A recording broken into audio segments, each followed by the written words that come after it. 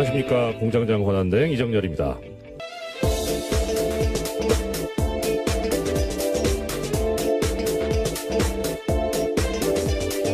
예, 시사인의 김은지입니다. 장자연 씨 사건 전문기자. 언제부터 제가 그렇게 된지는 조금 당황스러운데요. 예, 열심히 취재하라는 뜻으로 알겠습니다. 예, 예. 어제 예. 저 화제 중에 하나가 뉴스공장 관련된 분들 저 실시간 검색어에 많이 올라가셨어요. 근데 특히 장자연 씨. 네, 그렇죠. 어제 예. 하루 종일 실시간 검색어였는데요. 네. 관련해서 청와대 청원 게시판에는 어제 하루만 해도 1000건 넘는 게시글이 올라왔다라고 합니다.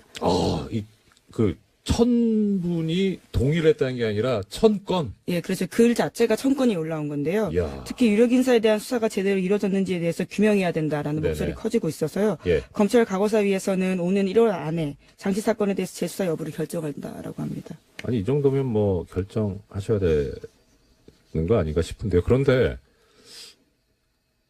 1000건이면 어떻게 보면 많다고도 볼 수 있지만 그거는 한 군데 좀 집중해서 몰아야 되지 않을까 싶기도 한데요. 뭐 청와대 대합을 나오려면요 20만 명 20만 이상이 분. 지금 네. 해야 돼서요. 예. 뭐 그것이 아니더라도 어쨌거나 검찰 과거사위가 이 사건 자체를 재수사할지에 대해서 검토한다고 하니까 네. 어떻게 여론이 움직일지도 중요한 부분일 것 같습니다.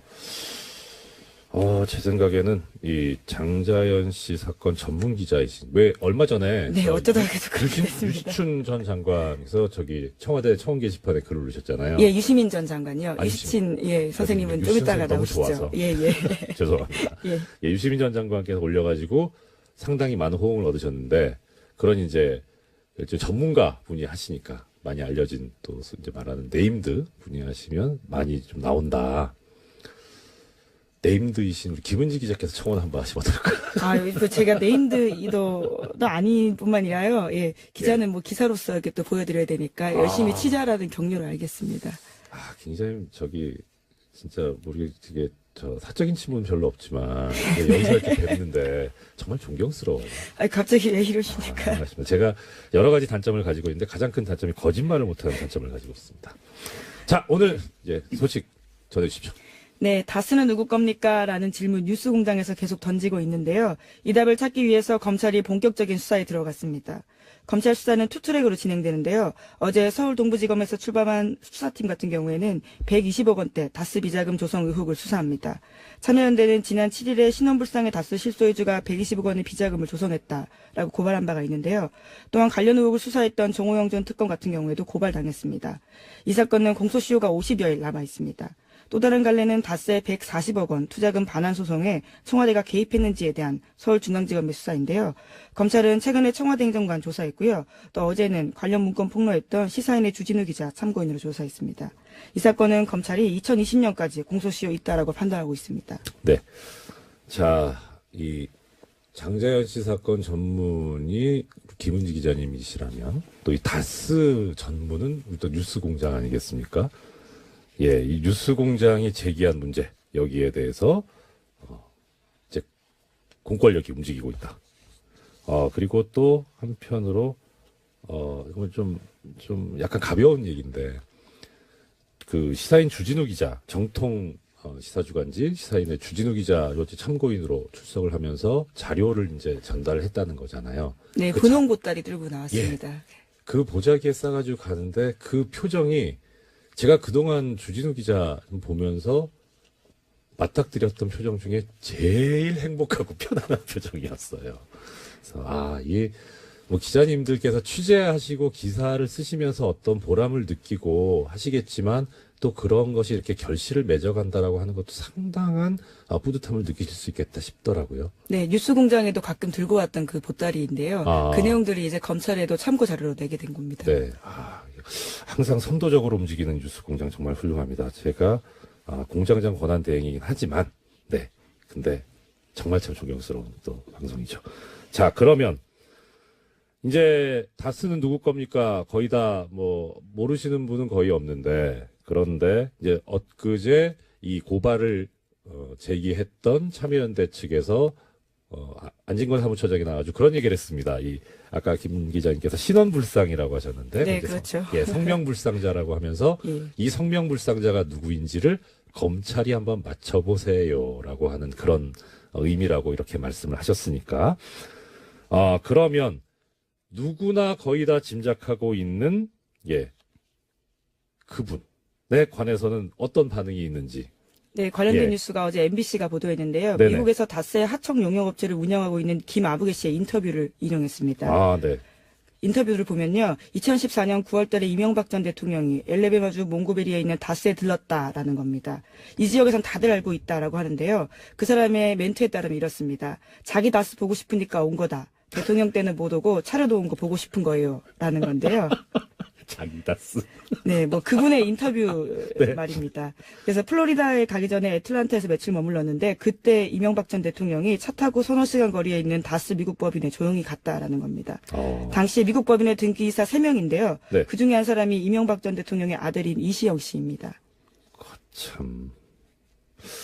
이 정도 되면, 그리고 좀 더, 말씀. 네, 이런 멘트도 있습니다. 자기 아빠 놓고서 이 사람 너희 아빠 맞니? 라고 묻는 거랑 똑같은 질문이다고요. 다스가 그 정도 수준이다라고 해당 하청 용역업체 김아무개 씨가 이야기했습니다. 자기 아빠 놓고서 이 사람 너희 아빠 맞냐?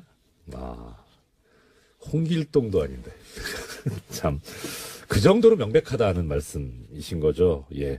자, 이제 이게 어떻게 객관적인 증거로 만들어진다는 표현이 좀 부적절할 것 같습니다. 어떻게 객관적인 증거로 확립이 돼서 실제 법정에서 유죄 판결까지 이끌어낼 수 있을 정도로 이 전문가들이 또 역할을 충분히 해주셔야 할 텐데요.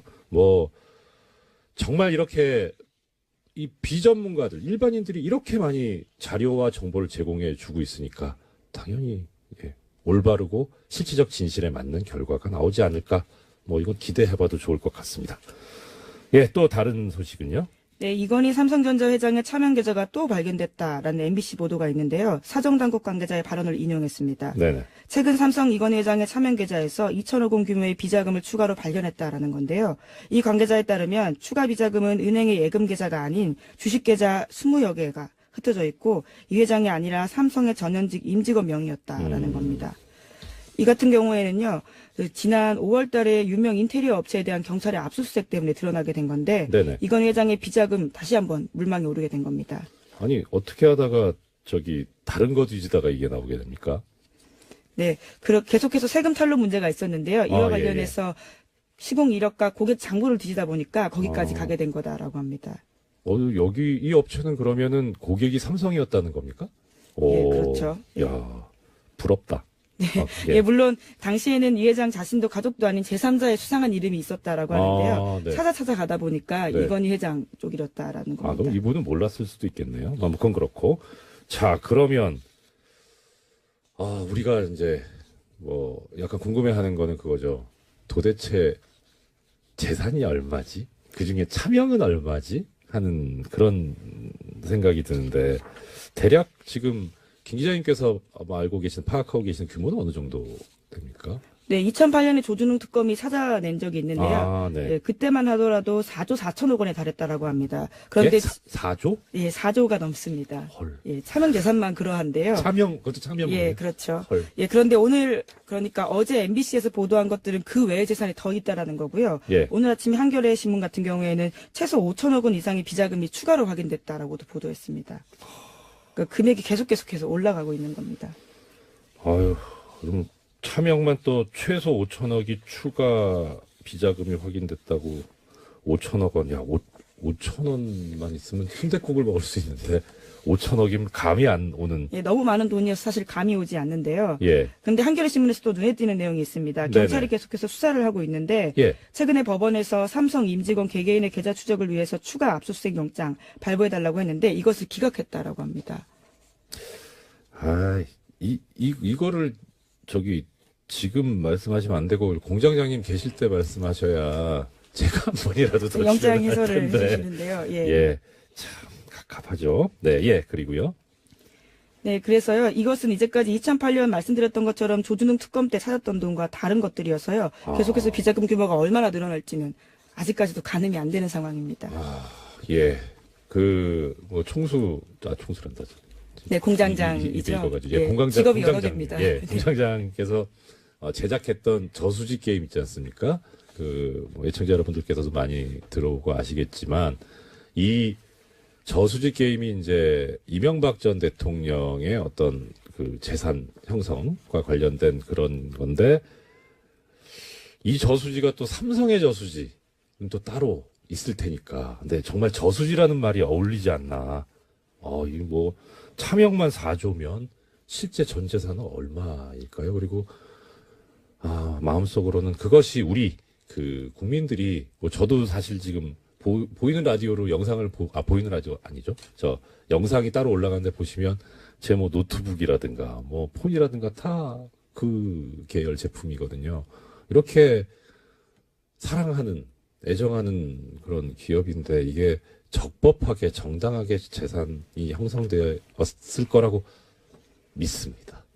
정말 그러길 바랍니다. 예, 또 다음 소식은요. 네, 이정열 대행의 역할이 또 필요한 뉴스인데요. 아이고, 네. 예, 구속된 우병우 전 민정수석이 법원에 구속적부심사를 청구했다라고 합니다. 저런.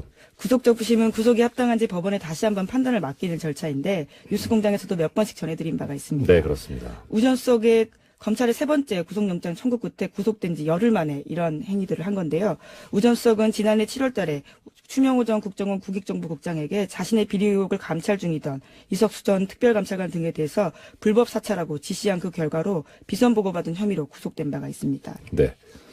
자, 이게 그런데 지금 세간의 관심을 끌고 있는 것은 담당 재판부가 뭐 뉴스공장에서도 몇 번 말씀드렸습니다만 담당 재판부가 서울중앙지방법원의 경우에 구속적부심 이 사건은 형사수석부에서 전담을 하고 있기 때문에 근데 거기서 하도 엉뚱한 결정이 자꾸 나오니까 이 우병우 또 풀리는 거 아니냐.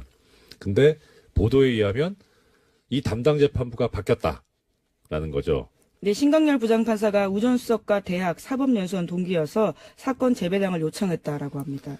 이렇게 기사가 나오는데 이 기사는 반은 맞고 반은 틀립니다. 왜냐하면 이렇게 기사가 나오면 어떤 느낌이 드냐면 사건의 공정함을 위해서 피해갔구나라고 생각이 들잖아요. 그러니까 이 신광열 부장판사를 옹호하는 듯한 근데 그게 아니고요. 법관의 사건 분담과 재판 내기인가 사건 재배당에 관한 예규에 보면 대리인이나 변호인 같은 사건 관계인이 사법연수원 동기인 경우에는 사건을 하지 말고 재배당 요청, 다른 재판부로 옮기라고 그렇게 규정이 있습니다. 원래 있는 규정이다라는 말씀이시죠? 예, 원래 그렇습니다. 예. 그런데 이제 하물며 지금 여기서 지금 대리인이나 변호인이 아니라 바로 당사자잖아요. 재판 당사자. 그러니까 대학 뭐 이거는 관계가 없고요.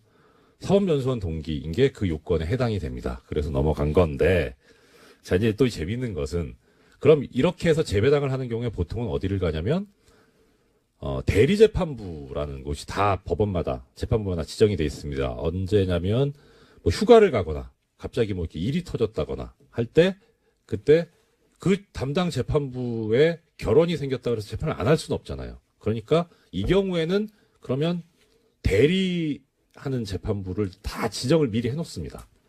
그래서 그 대리재판부에서 하는데 그러니까 이게 재배당을 해서 넘어가게 되면 그 대리재판부에서 해야 돼요. 대리재판부가 형사수석부 같은 경우에는 형사 1부입니다. 네, 예. 휴가를 갔다라는 보도가 예. 있던데요. 부장이 휴가를 갔어요. 어떻게 그렇게 성견지명이 있는지. 그래서 지금 이게 형사 2부로 갔습니다. 그래서 어제 보니까 이 형사 2부 재판장, 이우철 부장판사가 실시간 검색어에 올라가더라고요. 저는 처음에 모르고 실검만 보고 있는데 이 이우철 부장판사님 잘 압니다. 예. 그래서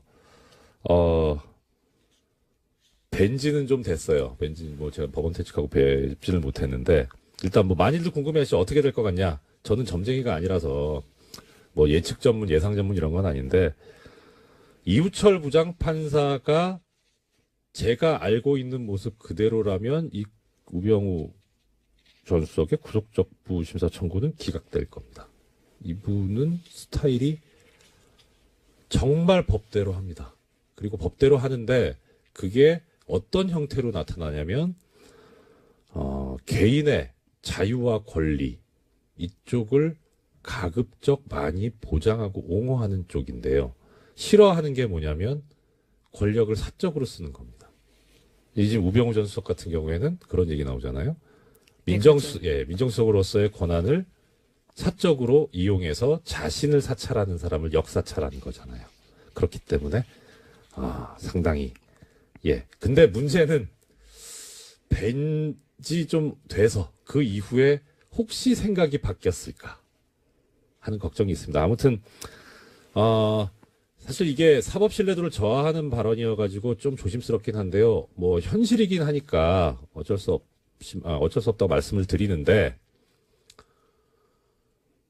대진운이라는 게 있어요. 재판도요.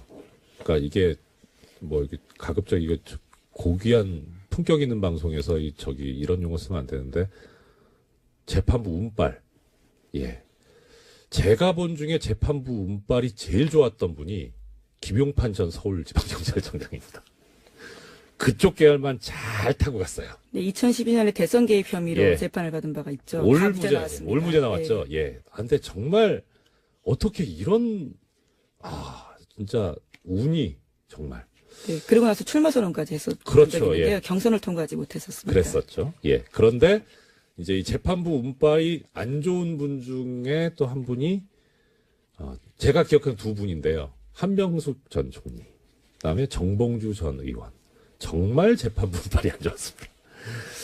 자, 그런데 지금 여기서 보면 우병우 전 수석도 재판부 운빨이 그렇게 좋아 보이진 않는다. 네, 오늘 구속 적부심 열리는데요. 네. 그 결과에 따라서 내일 다시 제가 내일 출연하냐 미니 못하냐까지 나오네요. 인터뷰를, 네, 알겠습니다. 네, 게다가 또 조윤선 전 장관 같은 경우에도요. 오늘 영장 실질 심사가 있습니다. 내일 한꺼번에 그렇습니다. 해석을 좀 해주셔야 될 것 같아요. 큰일 났네요. 저 오프닝 써야 되는데. 네, 공장장처럼 셀프 미니 인터뷰를 하시는 방법도 있습니다. 알겠습니다. 다음 소식이요. 네, 검찰이 2013년에서 2014년 국방부의 국군 사이버사령부 정치관여 의혹 관련해서요, 수사가 축소 또는 은폐됐다라는 정황을 포착하고요, 본격 수사에 착수했다라는 경향신문 보도입니다. 검찰 안팎에서는 유모 전 국방부 정책실장이 당시 국방부의 부실 조사를 주도했다라고 보는 것으로 전해진다고 합니다.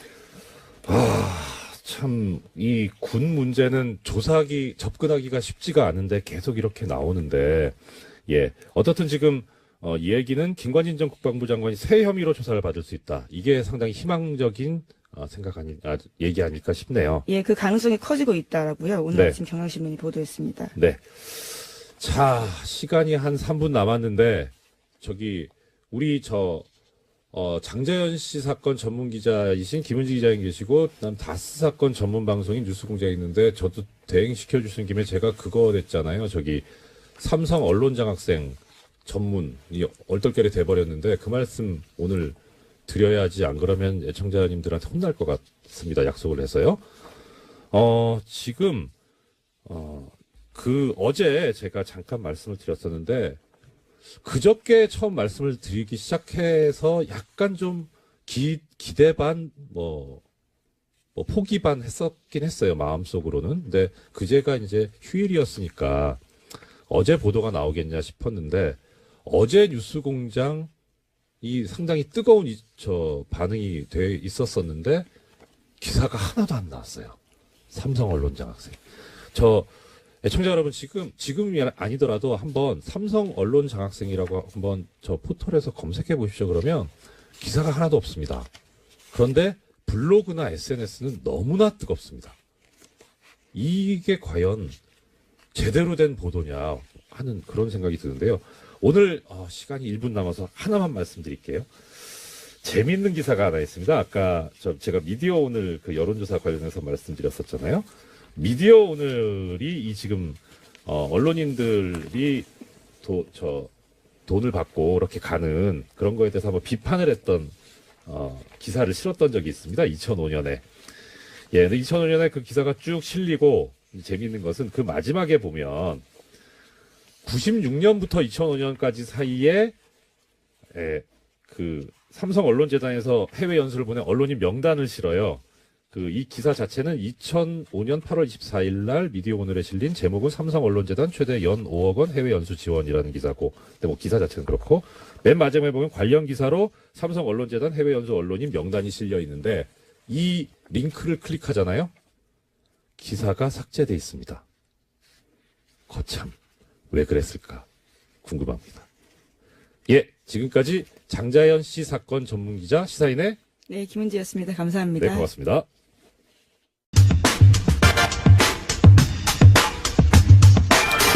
예, 어제 뉴스공장에 나오셨다가 양대 포털 사이트에 인기 검색어 실검 1위를 휩쓰신 무려 이관왕 한방에 유시춘 선생님, 어제에 이어서 또 스튜디오로 모셨습니다. 어서 오십시오. 네, 굿모닝.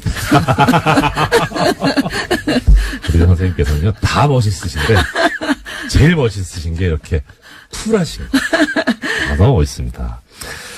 자, 어제 혹시 못 들으신 분들을 위해서 잠깐 어제 선생님께서 하셨던 말씀을 좀 정리를 해드리겠습니다. 이유시 선생님께서는 1987년, 민주쟁취 6월 항쟁 때 민주쟁취 국민운동본부 상임집행위원을 맡으셨었고요. 현재 이제 사단법인 6월 민주항쟁 계승사업회 이사장이시고요. 네. 그리고 어제 하셨던 말씀이 이겁니다. 1987년 6월 항쟁에 도화선이 됐던 당시 박종철 군 고문치사 사건. 네. 그 말씀해 주셨고, 그리고 그것을 토대로 해서, 국민 주권을 되찾아오기 위한, 여러 가지 집회가 있었고, 결국 1987년 5월 27일 날 향림교회에 모여서 민주쟁취 국민운동본부를 결성하는, 정말 드라마틱한 종로통에서 다들 숨어 계시다가 쪽지로 어디로 모여라라고 하는, 예. 그 말씀까지 주셨고요. 이제 우리가 6월 항쟁이라고 부르는 이 6월 10일 날 대규모 집회, 시위, 이 얘기부터 오늘 말씀을 들을 예정입니다. 네, 어제 말씀드렸지만 저희가 6월 10일로 대회 날짜를 잡은 것은 네. 그날이 바로 전두환이 자기 네. 군사 반란의 친구인 노태우에게 네. 무슨 권력을 승계해주는 민정당 전당대회 날이었기 때문에 네네. 바로 그날 그 시각에 맞춘 것입니다. 네. 그랬는데 이제 마지막에 네. 격론 토론 끝에 그 당시 야당이 개헌 국민 청원 운동을 하고 있었기 때문에 합류하면서 그분들의 조직들을 이용해서 전단지가 전국에 서울에만 해서 한 20만 장이 뿌려졌습니다. 예. 그래서 7일부터 그 전단지가 도로에 하얗게 나뒹구는 네네. 그런 상황이었고요. 경찰이 이것을 불법 집회로 간주하고 미리 차단해 놨었기 때문에 7일부터 즉 대회 나흘 전부터 성공회 입구는 3중 4중 전경들의 겹겹이 쌓여 있었습니다. 들어갈 수가 없었어요. 어제 하신 말씀 중에 하나가 이제 이 6월 항쟁이 성공의 서울 네. 교당이라고 하나요? 교회. 예. 거기서 이제 지금 핵심 집행부께서 계셨다는 거였는데 한승원 변호사께서 성공회에서 했기 때문에 성공했다. 네. 그 말씀도 하셨다고. 근데 그러면 아까 좀 전에 말씀 주셨던 것이 3중 4중으로 겹겹이 둘러서져 있었는데 어떻게 들어가시게 됐나요? 네, 거기에 국본 한 20분이 네. 모이셨는데 네. 이제 어르신들은 그땐 제가 30대 중반이었으니까 제일 어렸습니다. 그때 이제 어르신들이 박형기 목사님, 예. 지선 스님, 네. 그다음에 금영균 목사님 이런 예. 분들은 이제 미리 딱 겹겹이 포위하기 그 직전에 한 대여섯 분은 들어가시는데 성공했고요. 그게 며칠 전? 그게 6일부터입니다. 6월 6일부터 미리 들어가 계셨고 네네. 저는 7일날 아침에 집에서 나오는데 벌써 네. 우리 이 판사님처럼 이렇게 체격이 좋으신 사복 두 분이 딱 나오는데 지키는 팔을 잡는 게 어디 가십니까 이래요. 예. 순간 연금이 시작됐구나 생각을 하고 제가 마침 그때 원고지 그때는 지금처럼 이메일이 그렇죠. 없어서 예. 원고지를 직접 갖다 줄 때입니다. 출판사나 신문사에. 마침 그때 어딘가에 제가 원고를 갖다 줄 일이 있어서 네. 원고지 열매를 또르르 만 걸 갖고 있었어요. 예. 그래서 이거 보면서 안 보이세요? 나 지금 출판사에 원고 갖다 주러 가잖아요. 그땐 예. 제가 차가 없었습니다. 예. 그래서 차 있으면 나 좀 같이 갑시다. 그랬더니 오, 멋있다. 그러십니까? 그러더니 그럼 다녀오세요. 이러는 거야. 네. 딴 데 가시면 안 됩니다. 이러는 거예요. 그날 나오면서 보니까 제가 그렇게 연금 조치가 내려진 줄 모르고 셔링 치마에 예. 짧은 티셔츠를 입었더라고요. 날씨가 더울 때잖아요. 네, 조금 그러니까. 더웠습니다. 예. 덥기는. 네. 그래서 뒤돌아보면서 너희들 굿바이다 그러고서는 갔다가 잠실에 있는 친구 예. 집에서 자고 아침, 그러니까 6월 8일 아침 5시, 새벽 5시 반에 성공회 입구가 이 시청 출구에서 한 100m 떨어져 있잖아요. 네. 곰곰이 생각을 했어요. 저걸 어떻게 뚫고 들어갈 건가 생각을 하다가 그 당시 우리를 많이 도와주신 그 성공회 성당 주임 신부인 박종기 신부님이라고 네네네. 40대 젊은 신부님이 계셨어요. 네. 그분 아드님이 신학생인 거 제가 알았거든요. 전화를 했더니 받아요. 예. 이렇게 막혀 있는데 내가 꼭 들어가야 된다. 거기 지금 어르신만 계시고 네. 거기 가면 성명서도 쓰고 이 머리띠도 네. 만들어야 되고 이러저러한 실무를 담당할 사람이 없지 않냐. 네네. 내가 꼭 들어가야 되겠다. 그랬더니 예. 그럼 한번 생각해 보자고. 그래서 내가 그러면 새벽 기도회가 늘 있으니까요. 내가 예, 그럼 예, 피아노 예. 반주자인데 늦은 걸로 꾸미고 헐떡거리고 갈 테니까 네. 네가 얼른 나를 끌어다오. 아. 그렇게 하고서는 갔는데 지금도 그 카페 노천 카페 예, 옆에 있습니다. 조그만 예. 쪽문이 있죠. 네. 글로 갔어요. 갔더니 예. 뭐 삼겹사겹 에워싸고 있죠. 그래서 내가 숨을 막 헐떡거리면서 가서 나 큰일 났어요. 지금 신부님한테 쫓겨나게 생겼어요. 나 지금 피아노 반주자인데 지금 기도 시작됐는데 진짜 혼나게 생겼네. 그러고 쭝얼거리고 있는데 그 박종기 신부님 아드님 지금 신부님이 되셨습니다. 아, 예. 그분이 나오시더니 왜 이렇게 늦었어요? 그러고서 손을 콱 잡아당기니까 하는 사이에 그 쪽문을 통과해서 제가 들어갔습니다. 이제 외람된 말씀인데 지금 선생님이 발연기를 믿었단 말이에요. 그렇게 했고요. 그리고 하는 사이에 들어갔고요. 가보니까 이제 몇 분이 들어와 계셨고 아, 예. 이제 그날 8일 날 뭐 신문 방송에 난리가 났죠. 전부. 그렇죠. 그날 이제 고인이 되셨습니다만 양순직 그 당시 예. 야당 총재하신 예. 분이 당직자의 도움을 받아서 한영애 씨라고 그때 예. 이어버리셨는데 예. 그분하고 기억이 같이 되셨죠. 그 옆에 예. 수녀원 담장을 타고 내려오셨고요. 아, 그 다음에 그때 농민운동 하시던 서경원 예, 분 계셨는데 그분은 좀 생기기도 농부처럼 예, 생기셨잖아요. 예, 네. 그래서 청소부 복장을 하고 예. 빗자루 들고 청소부인 척하고 들어왔고요. 그렇게 뭐 그 기기묘묘한 방법으로 모여서 거기서 3박 4일 동안 박정기 신부님의 사제관에 있는 모든 와인과 쌀과 음식을 다 축내고 밥도 제가 거들어 줬고요. 예. 뭐 그 사제관 안에 있는 모든 음식을 저희들이 다 먹어 치웠습니다. 그러니까 아이고 선생님께서 지금 그렇게 말씀하시지만 사실 외부하고 이제 이게 완전히 안 단절되어 되잖아요. 있었습니다. 그러면 지금처럼 뭐 핸드폰도 없고요. 그렇죠. 더군다나 이 뭐 휴대전화도 없었고요. 예, 예. 유선전화에만 의지를 했는데 네. 밖으로부터 완전히 모든 것이 통신과 만남과 예. 모든 것이 다 두절된 상태에서 사흘을 보냈지만 바빴습니다. 그 안에서. 예. 현수막도 걸어야 되고 예. 머리띠도 만들어야 되고 성명서도 써야 되고 근데 어찌어찌 알고 동아일보에 유일하게 그날 저희들 사진이 났는데요. 네. 그 얼리버드들은 일찍 일어나서 어찌어찌 알고 동아일보하고 제 기억으로는 두 군데 신문사 기자들이 들어와서 유의하게 그때 사진이 있습니다. 그 당시 신문을 보면. 예. 그 참 이렇게 참 가볍게 말씀하시지만 그때를 생각해 보면 그때도 즐겁게 했습니다. 또 이렇게 그러니까 즐기는 사람을 이기지 못한다고 하잖아요. 네. 그러니까 정말 네. 선생님께서 이렇게 말씀하시는데 그게 아마 성공의 원동력이 아니었나 싶습니다. 지금 1710님께서 신부님이 무슨 아드님이 있으시냐. 성공회는 네. 신부님이 결혼을 하십니다. 네. 네. 예, 그 성공회의 영국 그래서 캐더릭이죠. 그러니까. 예, 네. 이렇게 허용이 돼 있어서 방금 지금 저 댓글에 가서 여쭤봤습니다. 그 신부님이 적극적으로 도와주시던 분이었는데 하느님께서 어떻게 그렇게 아름다운 분들을 일찍 데려가시는지 일찍 돌아가셨고요. 예. 오늘 아침 무척 그립습니다. 그러게 말입니다. 네. 자, 그러면 이제 들어가셨습니다. 뭐 들어가시는 것도 참 여러 가지 우여곡절이 있었고 참 뭐 대단합니다만은 이제 또 들어가셔서 아까 얼핏 지나가시는 것처럼 말씀하셨는데, 저 사실 제일 궁금했었던 게 그거거든요. 가벼운 질문으로서,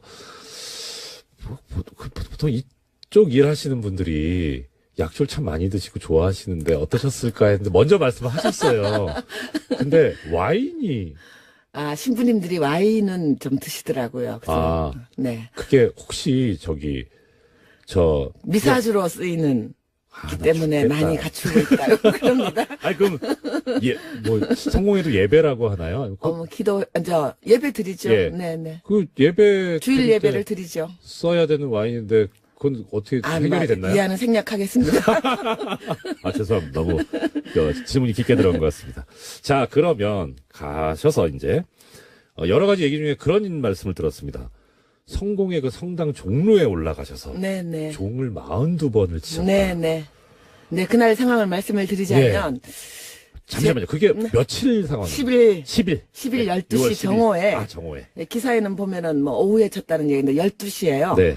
그때가 바로 전두환이 노태우에게 그 권력을 승계해주는 전당대회가 열리는 시각이었습니다. 제가 민주화 운동에 몸담으면서 작가이기 때문에 많은 성명서를 썼는데요. 네네. 그날의 짧은 성명을 평생 기억하고 있고요. 제 기억에 가장 뚜렷한 날입니다. 직접 썼죠. 예. 네, 아주 짧게 썼습니다. 네. 지금도 기억을 하는데요. 지금 이 시각 진행되고 있는 반민주적, 반역사적 사기극을 즉각 국민의 이름으로 중단할 것을 요구한다. 이렇게 이제 성명서를 낭독을 하고 네. 지선 스님, 그때 백양사 주지로 네네네. 계셨던 지선 스님과 제가 함께 종로에 올라갔습니다. 네. 아마도 그 교회에 생긴 100년 또는 앞으로도 이교도인 스님과 여성이 그 종로에 올라가는 건 아마 전무후무한 일일 것인데요. 그 성공 입장에서 그렇겠네요. 네, 예. 다행히 예. 허락을 해주셨고요. 아마 박 신부님이 그것 때문에 많은 비난을 감수하셨던 것 같습니다. 죄송한 일이지만 그냥 어쩔 수 없었던 일이고요. 역사를 만드셨네. 네, 그리고 올라가서 42번의 타종을 한 것은 네네. 우리가 분단된 지 42년이 되었고요. 이 분단을 자양분으로 삼아서 남과 북의 독재를 강행하고 있는 남북의 독재자 모두에게 국민의 경종을 울려드린다는 의미로 타종을 했습니다. 선생님, 그리고 우리, 애청자 여러분, 저나, 우리 스태프진들 먹고 살아야 되기 때문에 한 말씀 올리겠습니다. TBS 정찬영 대표님도 당시 그 부분에 거기 계셨답니다. 예, 그 이야기 꼭 전해야 된다고요. 네. 감독님 잘했죠? 자, 이 6월 항쟁이 특징이, 그러니까 어제 이제 말씀하실 때, 사실 고립됐었다. 네. 그래서 그렇게 성공적이지가 못했는데 6월 항쟁 때는 일반 시민들이 상당히 많이 또 뭐 넥타이 부대라고 그때 명명이 됐었는데 그 이유가 뭐라고 생각하세요? 우선은 우리 국민들의 민주화 열기가 뜨거웠고요. 그것이 가장 기본에 깔려 있는 것이었고요. 네네. 그다음 그 당시의 그 물리적인 상황을 좀 말씀드리면 88 올림픽을 기해서 예행 연습을 하느라고 처음으로 서머타임제가 적용이 되고 있어서 6월 중순에 6시라는 건 해가 하늘 가운데 있을 때입니다. 그렇죠. 더욱이 집회가 열리고 있는 성공회 주변의 광화문역, 시청역, 서울역은 전철과 버스가 정차하지 않고 그냥 통과했습니다. 그러니 그 주변에 있는 모든 셀러리맨들이 직장인들이 해는 하늘 가운데 쨍쨍한데 버스와 지하철은 정차하지 않습니다. 어디로 올라왔겠습니까? 다 지상으로 올라와서 함께 외치지 않았겠습니까? 그래서 그때 아마 또 국본이 저희들이 가장 고심했던 부분은 어떻게 하면 이것이 민주화 운동권을 넘어서 일반 시민의 참여를 광범위하게 다양한 형태로 이끌어낼 건가. 제일 고심을 했었는데 그래서 시작도 운동가 대신 애국가로 시작하고. 맞습니다. 지금은 이름도 명예도 없이 그걸 많이 알고 있지만 그 당시는 잘 몰랐기 때문에 애국가로 시작했고요. 그리고 서 있는 그 자리에서 참여할 수 있는 방법. 차 안에 있는 사람은 경적을 울리고요. 여성들은 길거리에서 수건을 꺼내서 흔들고요. 그리고 뜻부전 뉴스를 거부한다는 의미로 9시에 일제히 소등을 하고 또 사찰에서는 종을 치고요.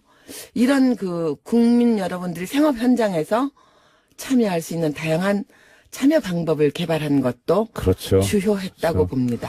그러니까 지금으로 치면 우리 이제 어디 그 뭐 포털 댓글 달고 그리고 뭐 이제 뭐 기사에 대해서 좋다 안 좋다 공감 비공감 네, 좋아요. 예, 네. 예. 그런 이제 참여하는 그런 네. 거였죠. 그러니까 국민들께서 길거리에 올라와서 뭐 몸으로 좋아요를 다 누른 거죠. 그렇죠. 아, 예. 정확한 표현이십니다. 예. 자, 그거는 이제 전체적인 그림은 그렇게 돌아갔는데, 큰일 났네. 이거 하루 더 해야 되는데. 안 됩니다. 예, 여기 0919님께서 본인께서 이제 참석하셨던 아주 경험담을 지금 문자로 보내오셨습니다. 농민운동가 서 선생님께서는 이후에 민주당 국회의원을 하셨고, 0919님께서는 그때 6월 종로 6가 동대문 종합시장에서 사업했을 때라고 네. 하시네요. 그때 네. 보도블럭을 망치로 깨서 학생들에게 나눠주고 경찰들 몰려올 땐 가게 셔터 열고 숨겨줬다고. 예, 네. 진짜 이렇게 많았습니다. 아주 그렇죠. 영화에도 아주 리얼하게 그런 장면들이 나옵니다. 실제로 많이들 숨겨주시고요. 예, 셔터 내리고 물 주고 네, 콜라도 한 박스씩 샀다 갖다 주고요. 예, 뭐 엄청나게 감동적이고 협조적인 그렇죠. 그런 공동체의 덕목을 느낄 수 있었던 맞습니다. 날이죠. 저 경험을 잠깐만 말씀드리면 저도 참 그때, 그러니까 운이 좋았던 게 이제 저는 어제 잠깐 말씀드린 남대문 부근에 있었거든요. 수면문 네. 부근. 남대문 시장으로 이제 숨어 들어간 거예요. 네, 거기가 제일 격전지였죠. 예. 근데 또 먹을 건 많더라고요. 상가니까. 맛있어요. 그래서 네. 참 신세 많이 졌었습니다. 자, 그럼 이제 이거는 전체적인 그림이었고 네. 문제는 이제 우리 선생님. 네. 이제 이 시위가 이제 60 이제 끝났습니다. 끝나고 다음 꼭 나와야 되는 얘기가 그거죠. 명동성당. 네, 저희들이 네. 6월 10일 집회를 마치고, 네. 제가 맨 앞장서서 박정철 영정을 들고 영국 대사관 쪽으로 진출하다가, 네. 모두 다 연행돼서, 네. 장안동 대공분실을 예, 거쳐서, 그렇죠. 저는 분리수용돼서 돌아가신 재정구 예, 의원님과 죄송해요. 함께 네. 강동경찰서 유치장에 수용이 됐는데 아침에 네. 눈을 떠봤더니 천정에 붙어 있는 TV에서 명동성당 농성 얘기가 나옵니다. 그거를 거기서 들으셨구나. 네, 그걸 보고서는 저 어제도 얘기했지만 무신론자인데 예. 우주에 계시는 모든 신께 기도했습니다. 하나님, 예수님, 부처님, 저 뜨거운 사막의 알라신이시여 한국 국민들을 보호해 주시고 민주주의를 오게 해주세요 하고 눈물 나네. 기도했습니다. 정말. 그리고 제 길을 의심했고요. 왜냐하면 모든 정보가 다 차단되어 있었기 때문에 그때 일생에서 가장 간절하게 예. 기도했습니다. 예. 그러면 네. 그러니까 제가 이제 여쭤보려고 했던 거는 이 강동경찰서 유치장으로 수감이 되셨는데 당시 선생님께서 이제 그 국어 과목 국어와 문학을 가르치는 교사였는데요. 교사, 예. 2년 전에 해직이 이미 됐었습니다. 아, 전두환 해직교사 1호. 당시 블랙리스트 블랙 세제곱. 자 자제분 네, 그때 유치원 유치원. 다니는 남녀 예. 있었습니다. 저 사실 이게 또 상당히 민감하고 아픈 부분이잖아요. 네, 물론 아이들한테 미안했죠. 예. 그, 어떠셨어요, 기분이? 근데 수많은 자식들이 감옥에 가 있고, 그래서 제가 어린아이가 있다는 얘기 그 동료들한테 못했고요. 예. 저 올드미스인 줄 알고 계시는 분이 대부분이었어요. 그랬고요. 다 늠름하게 있었지만 가장 힘들었던 밤은 6월 18일 날 예. 우리 시위가 또 한 번 폭발했던 그렇죠, 날인데 폭발했죠. 조영래 변호사님이 제 변호인이셨는데 네. 오셔가지고 계엄령 설이 돈다는 풍문을 말씀해 주셨을 때는 예.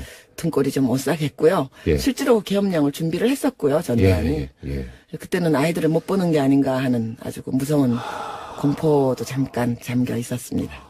공포도 공포고 그래도 또 도움을 주시는 예를 들어서 시댁이나 그런 거 다 잊어버리고 살았습니다. 죄송합니다. 제가 괜히 쓸데없는 질문을 드린 네. 것 같아요. 네. 자, 그러면 이렇게 해서, 자, 수감되셨다가, 이제 어떻게 나오시죠? 네. 그런데 그때 이제 우리가 민주화 운동이 상승기에 있었기 때문에 네네. 저희들을 함부로 다루지 못했습니다. 그럼. 네. 그리고 서울구치소에 가서 여러 번 면회도 오시고 그 YSDJ께서 다녀가셔서 영치금도 넣어주시고 그렇게 하셨는데 예. 6.29 선언이 나고 난 다음에는 이거 오래지 않아서 나갈 수 있겠구나 하는 생각을 가졌고요. 검사치조라 그러나요? 검치. 예, 그것도 저희들이 보통 형사법에 의하면 우리가 나가야 되잖아요. 예, 검찰로. 그렇죠. 예. 검찰이 구치소로 왔었습니다. 그게 어떻게 보면 특혜일 수 있지만 어떻게 보면 기자를 따돌리느라고. 예, 네. 예, 그러니까 그 꼼수죠. 그렇죠. 예, 뭐 편법이겠죠. 예, 그렇게 네. 해서 바깥 공기를 못 새게 하려는 또 네. 그런 생각도 있고. 네. 그러면 그 과정에서 이거 이제 본인 생각이고 이건 이제 되겠구나 하는 어떤 그것은 6.29 날요.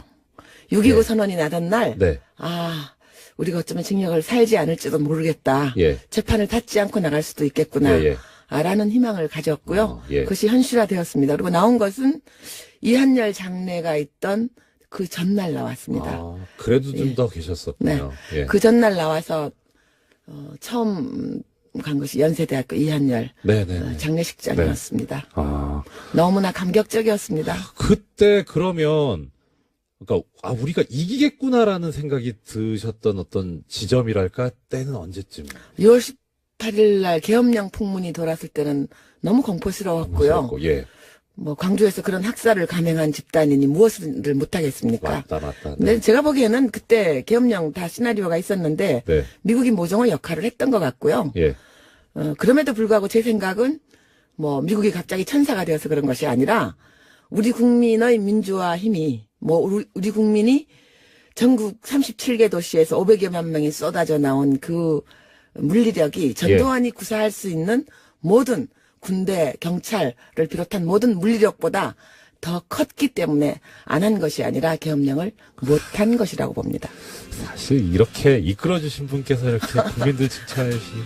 자, 교섭 들어가겠습니다. 지금까지 유시춘 선생님이었습니다. 오늘 말씀 감사합니다. 고맙습니다. 여러분 영화 꼭 보십시오.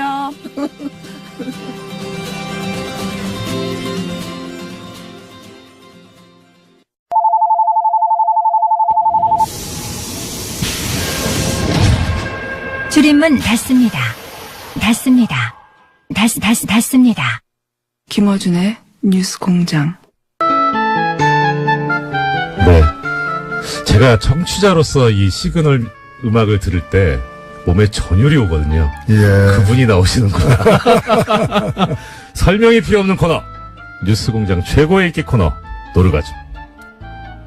주인공이신 정의당 노회찬 원내대표님 모셨습니다. 어서 오십시오. 반갑습니다. 예, 반갑습니다. 여기서 만나니까 더욱 반갑습니다. 네.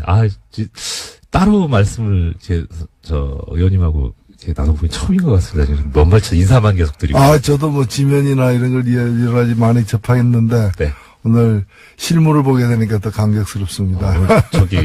의원님 꼭 대표님 눈 씻으셔야 됩니다. 안 좋은 걸 보셨기 때문에. 괜찮습니다. 네. 예, 오늘도 이제 한 주간 굵직한 정치 현안들, 모시고 들어야 되는데, 일단 지금 사실 지지율이나 이런 걸 봐선 큰 그거는 없을 거는 같은데, 근데 이번 주에 이제 벌어지는 일 중에 그래도 현안으로 나와 있는 게 바른정당과 통합을 추진하는 국민의당, 이제 전 당원 투표가 시작이 됩니다.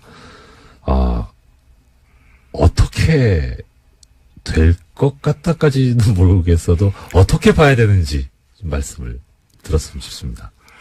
어떻게 봐야 되는지라고 물으셨는데, 네. 저는 꼭 봐야 되는지, 이렇게 되묻고 싶습니다.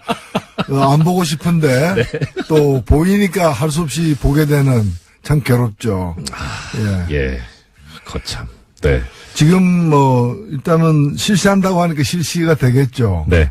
결국에는 이것이 적법하냐 그렇지 않느냐를 가지고서 네. 결과를 또 투표란 것은 어떤 결과이든 승복이 돼야 되는데 이거는 승복가 안 되게 분명하지 않습니까? 결과가 어떻게 나오든 간에 승복하지 그렇죠. 않게 분명해 보이고 절차상 이제 하자도 있는 것이고, 그리고 무엇보다도 이제 이게 유효하냐, 유효하지 않느냐에 대한 법적인 어떤 다툼까지도 비화되고 있는 네. 상황이어서, 네. 눈 뜨고 참 보기 힘든 광경이다. 눈이 무슨 죄인가. 이런 생각. 이런 질문이 적절할지 참 뭐 의문이긴 한데, 만약에 네. 대표님께서, 바른정당 쪽이다라고 하면, 이 통합의 파트너지 않습니까? 예, 예. 기분이 어떠실 것 같으세요? 바른정당은 뭐 사실은 객관적으로 볼 때 표정 관리하고 있는 거죠. 몹시 즐거운 상황이죠. 왜요? 저기 파트너인데 좀 그래도. 아니, 그러니까, 예. 규모는 훨씬 적지만, 네네네. 바른당과의 통합을 하겠다고 지금 덤벼드는 거잖아요. 그걸 네. 가지고 집안 싸움 하고 있는 거잖아요. 예, 예. 집안 싸움 하고 있는 거기 때문에, 이렇게 되든 저렇게 되든, 바른당의 몸값은 이제 좀, 예, 더 높이 평가되는 거고, 최근에 여론조사를 보면 그걸 또 말해주고 있다고 보여집니다. 그 과정에서 몸값을 높일 수 있다. 몸값이 높아져 가고 있는 거죠. 네. 다소. 그렇군요. 자, 그럼,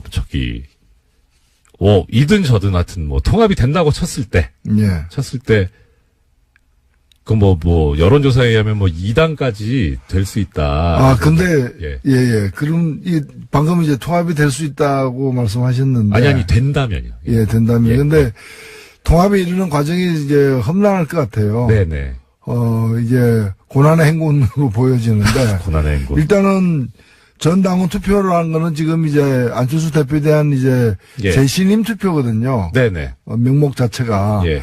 재신임 합니까? 하는데 찬성합니까? 반대합니까? 그걸 묻는 것이고, 설사 그것이 찬성으로 나오더라도, 그것이 곧 통합에 대한 찬성 반대는 아닌 거죠. 그렇죠. 통합 네. 그 자체는 이제 당헌에 따라서 전당대회에서 네. 결정돼야 되고, 또 전당계 소집이 적법하냐, 그렇지 않느냐, 네. 또 어떻게 소집하느냐, 이래가지고 또 논란이 계속될 것이고, 네. 그래서 이 논란이 음력설까지 예. 갈 거 아니냐. 예. 2월까지도 갈 것 같고요. 네.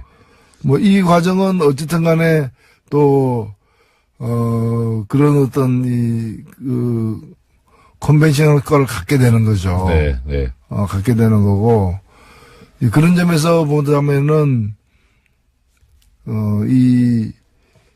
통합이 어떤 옳으냐, 그르냐, 또는 적법하냐, 불법이냐에 따른 어떤 그 소동이 한 달 이상 가게 될 것으로 보여진다, 이렇게 생각됩니다. 대표님, 좀 죄송한 말씀인데, 네. 이 평소에 제가 그 대표님 하시는 말씀 방송으로 들을 때는, 예. 정말 그야말로 이제 물 흐르듯이 청산유수셨는데, 예. 오늘 중간중간에 약간 끊긴다는 감이 저마든지 모르겠는데 그 이유가, 정말 이 두 당의 통합에 관심이 없으시구나. 관심 없어서 생각을 안 해보셨는데 왜 나한테 자꾸 이거에 대한 대답을 요구하냐 그런 뜻이 사실 아니요, 제가 조심스러워서 그렇습니다. 왜냐면은 네. 아무리 그래도 다른 당 내부의 문제인 것이고요. 네. 그리고 그래서 굉장히 이제 말을 또 정확하게 해야 되기 때문에 네. 조심스럽게 얘기를 하고 있습니다. 그러면 오히려 더 정확하게 말씀해 주셔야 되는 부분이 이제 제가 지금 드리려고 하는 질문인데, 다른 당은 다른 당이고, 예. 이제 정의당 입장에서 봤을 때, 네. 통합이 되느냐 또 통합이 어떻게 되느냐에 따라서 정의당이 이제 앞으로 다가오는 지방선거에 임하는 자세가 좀 달라질 수도 있을 것 같거든요. 더더군다나 많은 그 유권자분들, 국민들께서 안타까워하는 부분이 정의당을 지지하고 안 하고를 떠나서 정의당 지지율 정도의 의석은 최소한 정의당이 가져야 하지 않느냐. 네네. 거기에 훨씬 못 미치니까 네. 이게 과연 정당한 것인가라는 그런 문제를 제기하시는 분들이 많으시거든요. 그러니까 최소한 지지율 이상의 어떤 의석이라든가 자리를 확보할 수 있는 어떤 지방선거에 임하시는 정의당의 방책이랄까 계획이랄까는 어떻습니까? 예, 일단은 정의당은 이제 두 가지 방면으로 준비를 하고 있는데, 하나는 이제 네. 지방선거에서 더 많은 어떤 국민들의 지지를 받기 위해서 네네. 좋은 후보들을 발굴하는, 네. 일을 우선 한편으로 하고 있고요. 또 다른 한편으로는 지금 이제 잘 보도가 되지 않아서 그런데 이 지방선거 관련된 선거법 개정을 아, 네네. 갖다가 지금 정치개혁위원회에서 다루고 있어요. 예. 다루고 있고 저희들도 그에 대한 법안을 내기도 했고요. 네. 그래서 지금 원래 이제 기초의원 선거 같은 경우에 지금 뭐 다당제 현실에 비춰보았어도 그렇고 이제 이 중선거 지금 이제 2 내지 3인으로 네네. 주로 뽑고 있는데 네. 이걸 3 내지 5인으로 좀 확대하는 부분과 네. 그다음에 연동형 비례대표제 정신을 갖다가 반영해서 정당 투표가 지금 기초 광역 두 군데 있지 않습니까? 네네. 지방선거에서도 이 비례대표 정당 투표로 뽑히는 비례대표 의원 수를 늘리는 문제. 네. 이 두 가지의 어떤 선거제도 개혁을 지금 추진을 하고 있습니다. 선거제도 개혁 말씀하셨는데, 사실 이게 어떤 그 정의, 이념의 관점에서 접근할 수도 있지만, 냉정하게 보면은, 당장 이 선거에 참여하시는 정치 세력의 이해관계가 직접적으로 연결돼 있지 않습니까? 네네. 결국 의석에 따라서 이제 결론이 달라질 수도 있는. 근데 정의당 입장에서는 사실 의석이 모자라기 때문에 어떤 소수당의 비애랄까 슬픔 이런 게 있을 것 같은데 그런 건 없고. 그런 거는 많죠. 사실은 뭐 다른 것보다도 네.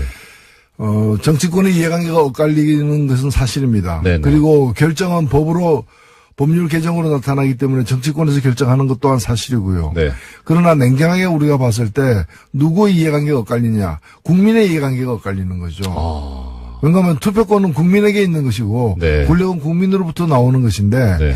국민의 마음이 반영되느냐 안 되느냐 정확하게 반영되느냐 왜곡되느냐가 가장 중요하게 따져져야지 네. 누구의 어떤 정치인에게 유리하냐는 두 번째 세 번째 문제라고 저는 보는 겁니다. 네. 그렇다면 현재의 선거제도가 국민들의 민심을 그대로 반영하는데 여러 왜곡된 어떤 장치가 내재되어 있기 때문에 이걸 바로잡는 거죠. 예. 예를 들면 국민의 7.3%가 정의당을 지지했는데 네. 그러면 정의당이 7.3%를 대변해야 되고 결국에는 표결권은 의사결정권의 7.3% 의석도 7.3%를 가져야 그렇죠. 마땅한 거죠. 네. 근데 의석은 지금 보면 2%만 갖고 있거든요. 예.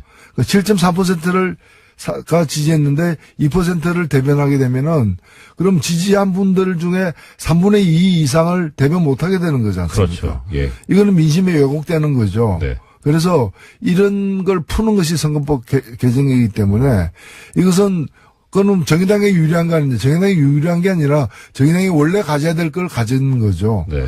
유리하다면 국민에게 유리한 거죠. 예. 민심이 왜곡되지 않으니까. 그렇죠. 그래서 이것이 뭐 선거법 개정의 어떤 가이드라인이 아닌가 저는 그렇게 생각합니다. 예.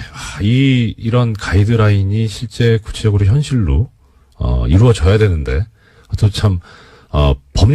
법학을 좀 약간 공부한 사람으로서 그 부분이 상당히 좀 관심이 많이 가고요. 옳은 부분인 거는 같은데, 이게 현실과 괴리가 생기니까 그때마다 참 안타까움이 많이 느껴집니다. 우리 일반 소비자 입장에서 보자면은 정육점에 가서 네. 소고기를 730g을 사왔는데 네. 집에 와서 열어보니까 200g밖에 없는 거예요. 사기인데요? 예. 예. 그러면 중간에 이제 뭐 이게 누가 가져간 거잖아요. 예. 조사해보면 다 나오게 돼 있는데. 뭐 증발했을 리는 없죠. 예. 예, 그래서 이걸 바로잡자라는 거죠. 이걸 예. 갖다가 730g 사왔으면은 집에 와서 열어봐도 730g이 있어야 되는 거죠. 네, 그렇죠. 그래서 민심이 그대로 투표 결과에 반영돼야 된다. 이게 선거제도 개혁의 이유이자 방향이다. 네. 역시 우리 대표님께서 뉴스공장에 나오시니까 예를 소고기로 들어주시네요. 근데 그게 확 공감이 갑니다. 이 자리는 역시 고기와 친화된 자리가 아닌가. 자, 근데 이제 이건 이제 의석에 관련된 문제고 네. 또 하나는 이제 의석도 이제 의회 문제인데 그 다음에는 이제 지방자치단체장. 예.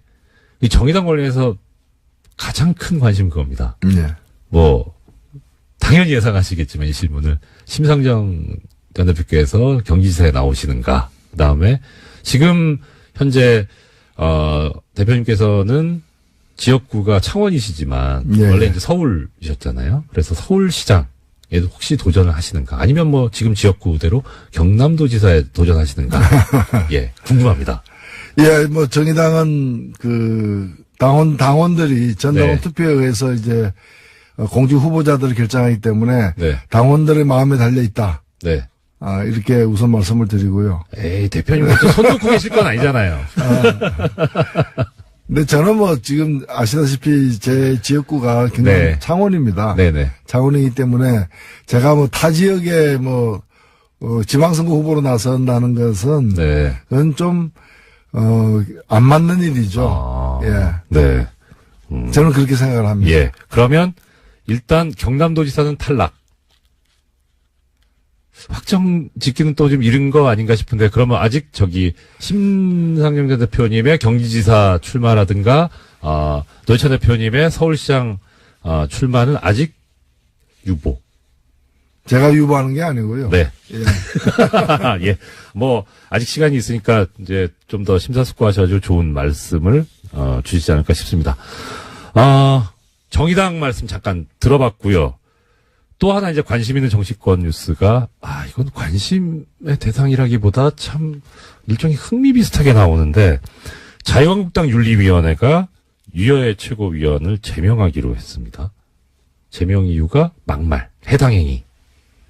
그러니까 일반인들 입장에서 보면은 뭐라고 생각하냐면 막말을 했는지 안 했는지 뭐 그거는 그렇다 치고 막말을 유여의 최고위원만 했냐? 왜 저 사람만 저렇게 못 살게 구냐? 이런 생각을 하고 있는데 이 생각은 어떤 겁니까?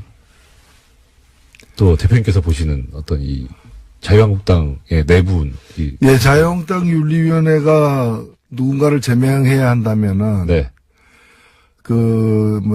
문제가 됐던 그 친박 주요 인사들 제명해야 되지 않습니까? 그렇죠. 그 사람들 제명해야 된다는 내부 여론도 많았음에도 불구하고 결국 제명 못하고 있지 않습니까? 네. 그런데 유여의 전 최고위원이죠. 네네. 전 최고위원을 지금 제명한 걸 보면은 참 비겁하죠. 그리고 약자에게 강하다. 맞습니다. 약자에게 강하다라는 그런 말을 생각하게 만드는 네. 장면이 아닌가. 네. 이렇게 생각이 됩니다. 예. 약자에게 강하고 있는 실권이든 뭐든 권력이 있는 사람한테는 뭐라고 못하는. 예. 그래서 그러네요. 그 자유한국당 관련해서 홍준표 대표가 네. 대법원 무죄 확정 판결을 받았습니다. 저 의원님께서 법사위에도 오래 계셨으니까 참 명언을 남기셨죠. 이 법률 관련 사람들한테 항상 이 생각나게 하는 법이 만인 앞에 평등해야 되는데 만 명한테만 평등하다는 명언을 남기셨는데 그렇게 네. 법사위에 계시면서 법사위에 계신 이 경험자로서 이 홍준표 대표의 대법원 판결을 어떻게 보세요? 예, 홍준표 대표의 대법원 판결은 정확하게 봐서는 유죄라는 증거가 불충분하다 이렇게 된 거죠. 네. 사실 죄가 없다라고 확인된 건 아니잖아요. 예, 그렇게 생각하는 사람 본인도 그렇게 생각 안 할 거예요. 예, 본인도 자기가 죄가 없다고 예. 전혀 생각하지 않으리라고 저는 확신하고 있는데. 화장실 가서 웃으실지 모르겠어요. 이거 내 말을 믿네 이러고. 결국에 재판이라는 것이 유죄 예. 무죄를 다투는 것이긴 하지만 실 내용을 보면은 유죄라고 기소되었는데 그것이 기소된 만큼의 죄가 있다는 증거가 확실하냐를 네. 판단하는 것이 이제 판결 아니겠습니까? 네. 근데 이 정도의 증거만 가지고서는 유죄라고 입장하는데 부족하다라고 네. 판결을 내린 거죠. 예. 내렸기 때문에 이 판결을 내린 후에 밖에 나와가지고 나는 무죄다라고 얘기하는 것은 저는 그건 좀 인간의 얼굴로 할 수 있는 얘기는 아니죠. 사실은. 그 얘기까지 나왔지 않습니까? 검찰이 증거를 조작했는데 책임져야 되고 이완구 전 총리 같은 경우에는 진짜 책임을 묻겠다라는 얘기도 했습니다. 근데 그런 식으로 이제 보자면은 네. 결국에 그러면 성완종 고인이십니다만은 예. 성완종 전 의원이 유죄고 네. 홍준표 이완구는 무죄다. 지금 이 얘기 아닙니까? 그게 말이 되는 얘기입니까? 참 승복이 안 되는, 그러니까 일반 국민에게 승복이 안 되는 재판인 거죠. 예. 엊그제 이제 보도가 나왔는데 액자 무슨 척당불기인가? 예, 정말 어려운 한자던데요. 그게 이제 당시 그 정치자금을 전달했다는 그 경남기업 측의 윤승모 씨의 말에 의하면 그게 의원실에 걸려 있었다라는 말을 했었고, 그런데 그게 의원실에 걸려 있었던 바가 없다는 게 홍준표 대표의 주장이었는데, 실제 의원실에 걸려 있었던 동영상이 나왔단 말입니다. 새로운 증거가 나왔다고. 자, 그러면 조금 전에 이제 본인은 알지 않겠느냐 말씀하셨는데, 이것도 이제 같은 맥락인 겁니까? 이 액자에 대해서 뭐라고 또 글쎄요, 봐야 됩니까? 이제 뭐 그런 더 확실한 증거들이 계속 나온다면은 네. 뭐 재심 사유까지도 될 수도 있겠죠. 될 수도 있고, 그리고 이게 뭐 지은재는 어디 갑니까? 예, 예. 최근에 뭐 신의 말씀인가요? 예, 신과 함께. 신과 함께. 예. 신과 함께 그 영화에 보니까 뭐 예. 뭐 재판 끝났다 해서 끝난 게 아니더라. 예. 재판이 또 연이어 남아있다. 그걸 참 다시 일깨워주고 있던데, 네. 그 영화를 이 성완종 메모에 등장한 분들, 그 영화를 보시는 게 좋을 것 같습니다. 예, 한번 또 봐야 되는 영화가 또 하나 늘었네요. 예. 자, 의원님, 저는 이걸 좀 여쭤보고 싶습니다. 사실 어떻게 하다 보니까 제가 관심을 가지게 돼가지고, 그저께부터 지금 언론인들이 재벌, 뭐, 삼성 언론재단이라고는 나오는데, 결국 그게 이제 재벌 출연금인데, 재벌의 돈으로 유학을 갑니다. 유학을 가서, 거기서 갈 때 비용을 지원을 받는데, 그 유학 가는 대상으로 선발이 될 때, 1미디어 그룹당 1명, 그리고 그 소속사 대표의 추천을 받아야 선발이 될 수 있는 그런 제도를 운영을 하고 있고, 이게 1996년부터 시작해서 2016년까지 계속돼 왔어요. 그리고 2017년에는 이 김영란법이라고 이제 불리는 부정청탁 방지법에 관한 법제처의 유권 해석으로 이게 법 위반 소지가 있다 해서 2017년에 중단이 됐거든요. 언론계에서 이걸 계속 풀어달라라고 하면서 청와대 유정찬 국민소통수석에게 계속 요구를 했던 모양입니다. 그래서 이 내용을 가지고 유정찬 수석이 박은영 국민권익위원장한테 물어봤더니 김영란법 위반 소지가 없다라고 하는 해석을 받아서 전달을 한다라는 얘기까지 지금 기사가 나왔거든요. 지금 의원님께서는 삼성 엑스파일 사건 때문에 고초를 많이 겪으시고 부당한 판결 때문에 또 고생을 많이 하셨는데, 이런 이 재벌과 관련된, 특히 이제 재벌이 지금 이 사건 같은 경우에 문제는 재벌이 언론과 유착되는 일종의 경원 유착의 문제 소지도 있어 보여서 이 부분에 관해서 의원님께서 상당히 여러 가지 생각이나 소회가 있으실 것 같은데, 의원님, 대표님 생각 어떠신지 좀, 여쭙고. 예. 아무래도 논란이 될 수 있겠죠. 예. 있겠는데, 제가 볼 때 일단 언론인 해외 연수 자체가 나쁜 건 아니다. 네, 그렇죠. 사실 이것은 우리 공직자들도 보면은 국민 세금으로 네. 이렇게 해외 연수 가지 않습니까? 네. 그리고 1년씩 가는 장기적으로 가는 경우들도 많고요. 그래서 해외 연수 자체는 필요할 수 있다는 거. 그러면 기금을 어떻게 마련할 것이냐는 문제인데, 지금처럼 뭐 삼성그룹 이런 식으로 개별 재벌 그룹에서 이렇게 얼마씩 내고 몇 명씩 보내고 이런 방식은 여러 문제가 있을 수 있기 때문에, 네. 삼성그룹의 취지가 그렇지 않고, 또 거기 가는 사람들이 그게 삼성그룹에서 준 돈으로 연수 갔다 그래서 꼭 삼성그룹의 어떤 를 위해서 이제 글을 잘못 쓴다거나 이제 그러지 않더라도 네. 그런 의혹에 쌓일 수 있기 때문에, 네, 그렇죠.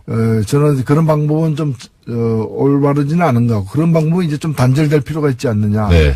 오히려 뭐 언론인 기금이라거나 여러 가지 쓸 수 있는 저는 장치들이 있다고 보여지거든요. 예, 기자협회에서도 나가고 예, 언론진흥재단에서도 그렇습니다. 연수제도가 있거든요. 예. 그래서 그런 걸 좀 더 활성화시키는 네. 방식으로 이렇게 좀 통폐합하고, 개별 기업에서 이렇게 지원하는 방식은 네. 여러 가지로 받는 사람도 불편하고, 예. 주는 사람도 좋은 뜻으로 주더라도 오해받을 소지가 있기 때문에, 네. 그런 방식은 지양해 나가는 게 예. 바람직하지 않겠는가 이렇게 네. 보고 있습니다. 이 부분에 관해서 지금 법 해석으로 문제가 안 되면, 풀리지 않으면 김영란법 개정을 해야 된다는 얘기도 나오고. 그 생에서는 저는 전혀 자꾸 이거 개정하기 시작하면요, 이 법 예. 다 없어져 버립니다. 네. 해체돼 버리는 것이고, 그런 점에서 최근에 저 개정도 저는 굉장히 문제가 있다고 생각되는데, 네. 개정되거나 해석을 바꿀 문제가 아니고, 이 법에 저촉되지 않는 방식을 새롭게 개발해내야죠. 네네. 뭐 그런 점에서 저는 정정당당하게 언론인 기금 등 어떤 공익적 성격의 기금을 갖다가 재원으로 해서 연수를 갖다가 이제 진행하는 게 마땅하다고 봅니다. 네. 저 대표님께서 지금 말씀하시는 정정당당이라는 단어가 귀에 확 박힙니다. 그래서 정의당. 네. 죄송합니다. 고맙습니다. 예. 자, 마지막으로 한 말씀 더 여쭙겠습니다. 지금 이제 어떻게 하다 보니까 임시국회 회기가 1월 9일까지 연장이 됐고, 임시국회를 원래 12월에 마무리하려고 했다가 못하게 된 가장 큰 원인이 이 개헌특위를 연장할 것이냐 말 거냐에 관해서 의견이 합의가 안 돼서 그렇게 됐다는 보도가 나오고 있는데요. 일단 개헌 문제 관련해서 이제 어떻게 앞으로 정의당의 계획이라든가 생각은 어떠신지, 그리고 어떻게 가는 게 좋은 것인지 좀 말씀을. 일단은요, 모든 주요 정당들이 지난 대통령 선거 때 국민들 앞에서 개헌을 하겠다. 네네. 지방선거 때까지 개헌하겠다고 약속한 바가 있습니다. 네. 현재 보면은 다른 당들은 그 약속을 견지하고 있는데, 네. 약속을 지킬 뜻을 유지하고 있는데, 네. 자유한국당만 그럴 뜻이 없어 보여집니다. 예. 그렇지 않겠다는 거죠. 네. 지방선거 때까지 개헌하지 않겠다는 거 아닙니까? 예. 그렇다면 일단 자유한국당이 이 문제에 대해서 명확하게 국민들 앞에 예.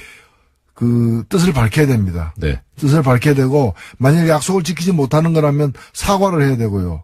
사과만 할 게 아니라, 그러면 언제까지 하겠다라거나, 아니면 아예 생각이 달라져서 개헌을 안 하겠다라거나, 국민들 앞에 명확하게 얘기를 해야 됩니다. 그걸 감추고서 오히려 적반하장으로다가, 지금, 지방선거 때 개헌하자는 건 곁다리 개헌이다.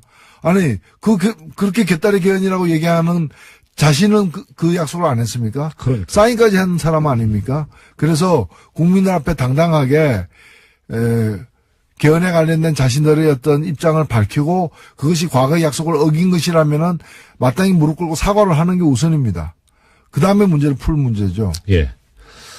약속을 해놓고 약속을 지키지 않는 것, 그것이 가장 큰 문제다. 네. 네. 자, 그러면 지금 이제 개헌 부분에 관해서 정의당의 입장을 마지막으로 한번 정리해 주시고 오늘 마무리하면 좋을 것 같습니다. 예, 개헌은 국민에 대한 약속이고요. 네. 특히 이 개헌에서 가장 중요한 것은 기본권과 그다음에 지방 분권을 강화하는 개헌입니다. 네. 그리고 권력구조는 합의된 수준만큼 하면 됩니다. 다만 권력구조와 관련해서는 어떠한 개헌이든 간에 국회의 권한을 다소 강화시키는 방향이 될 수밖에 없기 때문에 선거제도의 개혁과 병행해서 가야 된다. 선거제도 개혁 없이 개헌하는 것은 개악이 될 가능성이 더 크다. 그래서 선거제도도 이번 상반기 내에 같이 처리해야 된다고 봅니다. 선거제도 개혁 꼭 필요하다는, 예, 계속 중점적으로 말씀해 주신 것 같습니다. 네, 대표님, 2017년 동안, 원래 이 인사는 공장장 직접 드려야 되는 자리에 안 계시니까, 2017년 한 해 동안 정말 고생 많으셨고. 예, 공장장이 안 계신데도 공장이 활발히 돌아가네요. 걱정스럽습니다. 예. 예, 그리고 애청자 여러분께도, 덕담한 말씀 부탁드립니다. 예, 애청자 여러분, 그리고 이 방송을 듣고 계실 공장장님, 2017년 한 해 정말 고생 많으셨고, 또 우리 모두 정말 수고 많이 했습니다. 2018년은 더 나은 해가 되도록 나라다운 나라로 가는 대장정 함께 나아갑시다. 감사합니다. 네, 대표님 못 찾으셨던 소고기 520g 빨리 찾으셨으면 좋겠습니다. 530g입니다. 530g, 네, 예. 10g, 네. 예, 오늘 말씀 감사합니다. 네, 지금까지 고맙습니다. 노회찬 대표님이었습니다. 네, 감사합니다.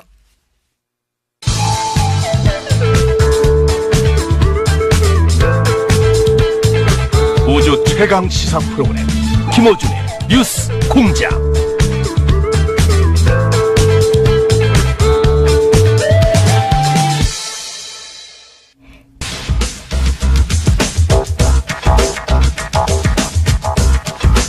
정통과학 팟캐스트계의 선두주자.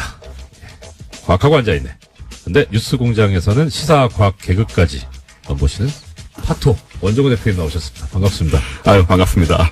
야, 정말 진짜 처음 뵙는데 저는 이거 어떤 분이실까 되게 궁금했었거든요. 아유, 무슨 말씀을요, 제가. 진짜 이 방송을 사적으로 하면 안 되는데 영광입니다. 진짜. 아유, 제가 영광이죠. 그건 그런데요. 일단 저는 저 공장장님 대신에 네. 이렇게 권한 대행님과 하게 돼서 너무 좋고요. 네. 네, 공장장이 아시다시피 방송 중간중간에 나서면서 네. 과학을 마치 많이 아는 양, 네. 중학교 때 배운 건데 내가 아직도 이걸 외우고 있어 이런 말들을 하면서 네. 굉장히 나대는데 네. 방해가 많이 됐습니다. 그렇죠. 예, 아시다시피 좀 많은 사람들이 좀 고통을 겪잖아요. 오늘은 그런 일이 없을 것 같아서 너무 즐겁습니다. 저는 냉정하게 딱 깨놓고 말씀드려서 과학을 잘 모릅니다. 공장장도 모릅니다. 그게 문제죠. 왜 그렇게 됐는지 그 진실은 사실, 원종호 대표님께서 아실 거예요. 저도 아는데, 나중에 한번, 이제는 말할 수 있다라는 때가 오면 하기로 하고요. 자, 오늘, 예. 네. 아까 3315님께서 뭐라고 문자를 남겨주셨냐면요. 원종호 교수님 코너가 제일 재미있어요라고 남겨주신 분. 오늘 산타 이야기 정말 흥미로웠어요. 네. 무슨 얘기 하실 것까지 다 알고 계세요. 예, 일단 그건 제가 페북에 썼기 때문에. 그러시구나. 네, 내용은 쓴 건 아니고. 예. 오늘 그 얘기를 한다고. 전 대표님께서 대포폰 쓰시는 줄 알고. 왜요? 약간 대포폰으로 본인이 이렇게. 아닙니다. 네. 예. 설마 그럴 리가 있겠습니까? 예. 자, 그럼 산타 이야기 하신다고 이렇게 말씀하셨습니다. 어떤 말씀입니까? 네. 며칠 지나긴 했는데. 네. 일단 산타 하면 크리스마스의 주인공 아니겠습니까? 그렇죠. 근데 아시다시피 산타가 과연 실제 하는지 아닌지에 대해서 오랜 세월 동안 치열한 논쟁이 있습니다. 논쟁이 있었습니까? 예, 있죠. 네. 전반적인 경향을 보면 예. 제가 어릴 때에 비해서는 이제 좀 없다는 쪽이 우세한 것 같고 예. 현재 전 세계적으로 네네. 특히 이제 높은 연령층, 예. 보수층, 예. 그리고 교육 수준이 높은 쪽에서 부재론이 강세다. 예. 그게 현대적 흐름이 아니냐. 네. 이렇게 판단이 되는데. 근데 저는 이제 나름 오랜 연구 끝에 예. 산타의 존재에 대해서 아주 좀 긍정적인 확신을 갖게 되었다. 존재한다. 네. 그래서 이제 그 내용을 좀 오늘 설명을 드리려고 합니다. 네네. 과학적인 설명이네요. 예. 예. 일단 그러면 그럼 과학적으로 존재한다고 해 주실 테니까 반론 먼저. 네. 반론 먼저. 산타 할아버지께서 이제 선물을 다 배달하시잖아요. 하루에 그렇습니다. 분신술도 아니고 혼자서 어떻게 이걸 다 시간적으로 안 되지 않느냐. 예. 그래서 이거를 또 연구한 사람들이 많습니다. 네. 은근히. 예. 미디어 학자들 굉장히 많은데, 일단 제가 짚고 넘어가고 싶은 게 하나 있다면, 예. 산타가 없다라는 그 의견이 지배적인 가운데, 네. 따지고 보면 어느 누구도 산타가 존재하지 않는다는 것을 증명한 사람은 없습니다. 그걸 어떻게 증명해요? 예, 그러니까요. 그래서 이제 증명되지 않은 사실이 무책임하게 퍼져왔다. 굉장히 비과학적인 접근이죠. 산타의 부재를 예. 기정사실화하는 그 어른들의 편견. 네. 그 속에도 비과학이 숨어 있다는 얘기를 일단 전제하고 싶고요. 예. 이 산타와 관련된 과학, 이제 말씀하신 예. 과학이 가능하냐. 네. 이게 굉장히 중요한 문제 아니겠습니까? 예. 그래서 국내 많은 학자와 매체들이 이제 다뤄온 게 사실이고요. 네. 2014년 유니세프 통계에 따르면 네. 전 세계 어린이들의 수가 약 22억 명입니다. 네. 한 집에 이제 평균 한 두세 명 정도가 있다고 치고, 예. 이제 개발도상국도 있고. 네네. 그러면 이제 계산을 대충 해보면 8억 8천만 가정에 들러야 한대요. 네. 길게 잡아야 24시간이잖아요. 예. 아무리 길게 잡아야. 시차까지 감안하고. 예, 이렇게 저렇게 하면 48시간까지 늘릴 수도 있다고 해요. 날짜 변경선을 잘 활용하고 어쩌고 하면. 네. 지구의 표면적이 5억 1천만 제곱킬로미터고요. 예. 그중 육지가 한 30% 정도 됩니다. 예. 이걸 계산하면 이제 표면적 예, 나오죠. 다녀야 하는 표면적이 1억 5천만 제곱킬로미터. 예. 이런 식의 계산들이 많아요. 네. 그래서 이 집집마다 다니면 결국은 3억 5,600만 킬로미터를 날아다녀야 된다고 합니다. 집집마다 들리면서 움직이려면. 이렇게. 동선이? 네네. 이게 지구에서 태양까지 거리 2배가 넘거든요. 헐. 예. 초당 수천 킬로미터를 움직여야 되는.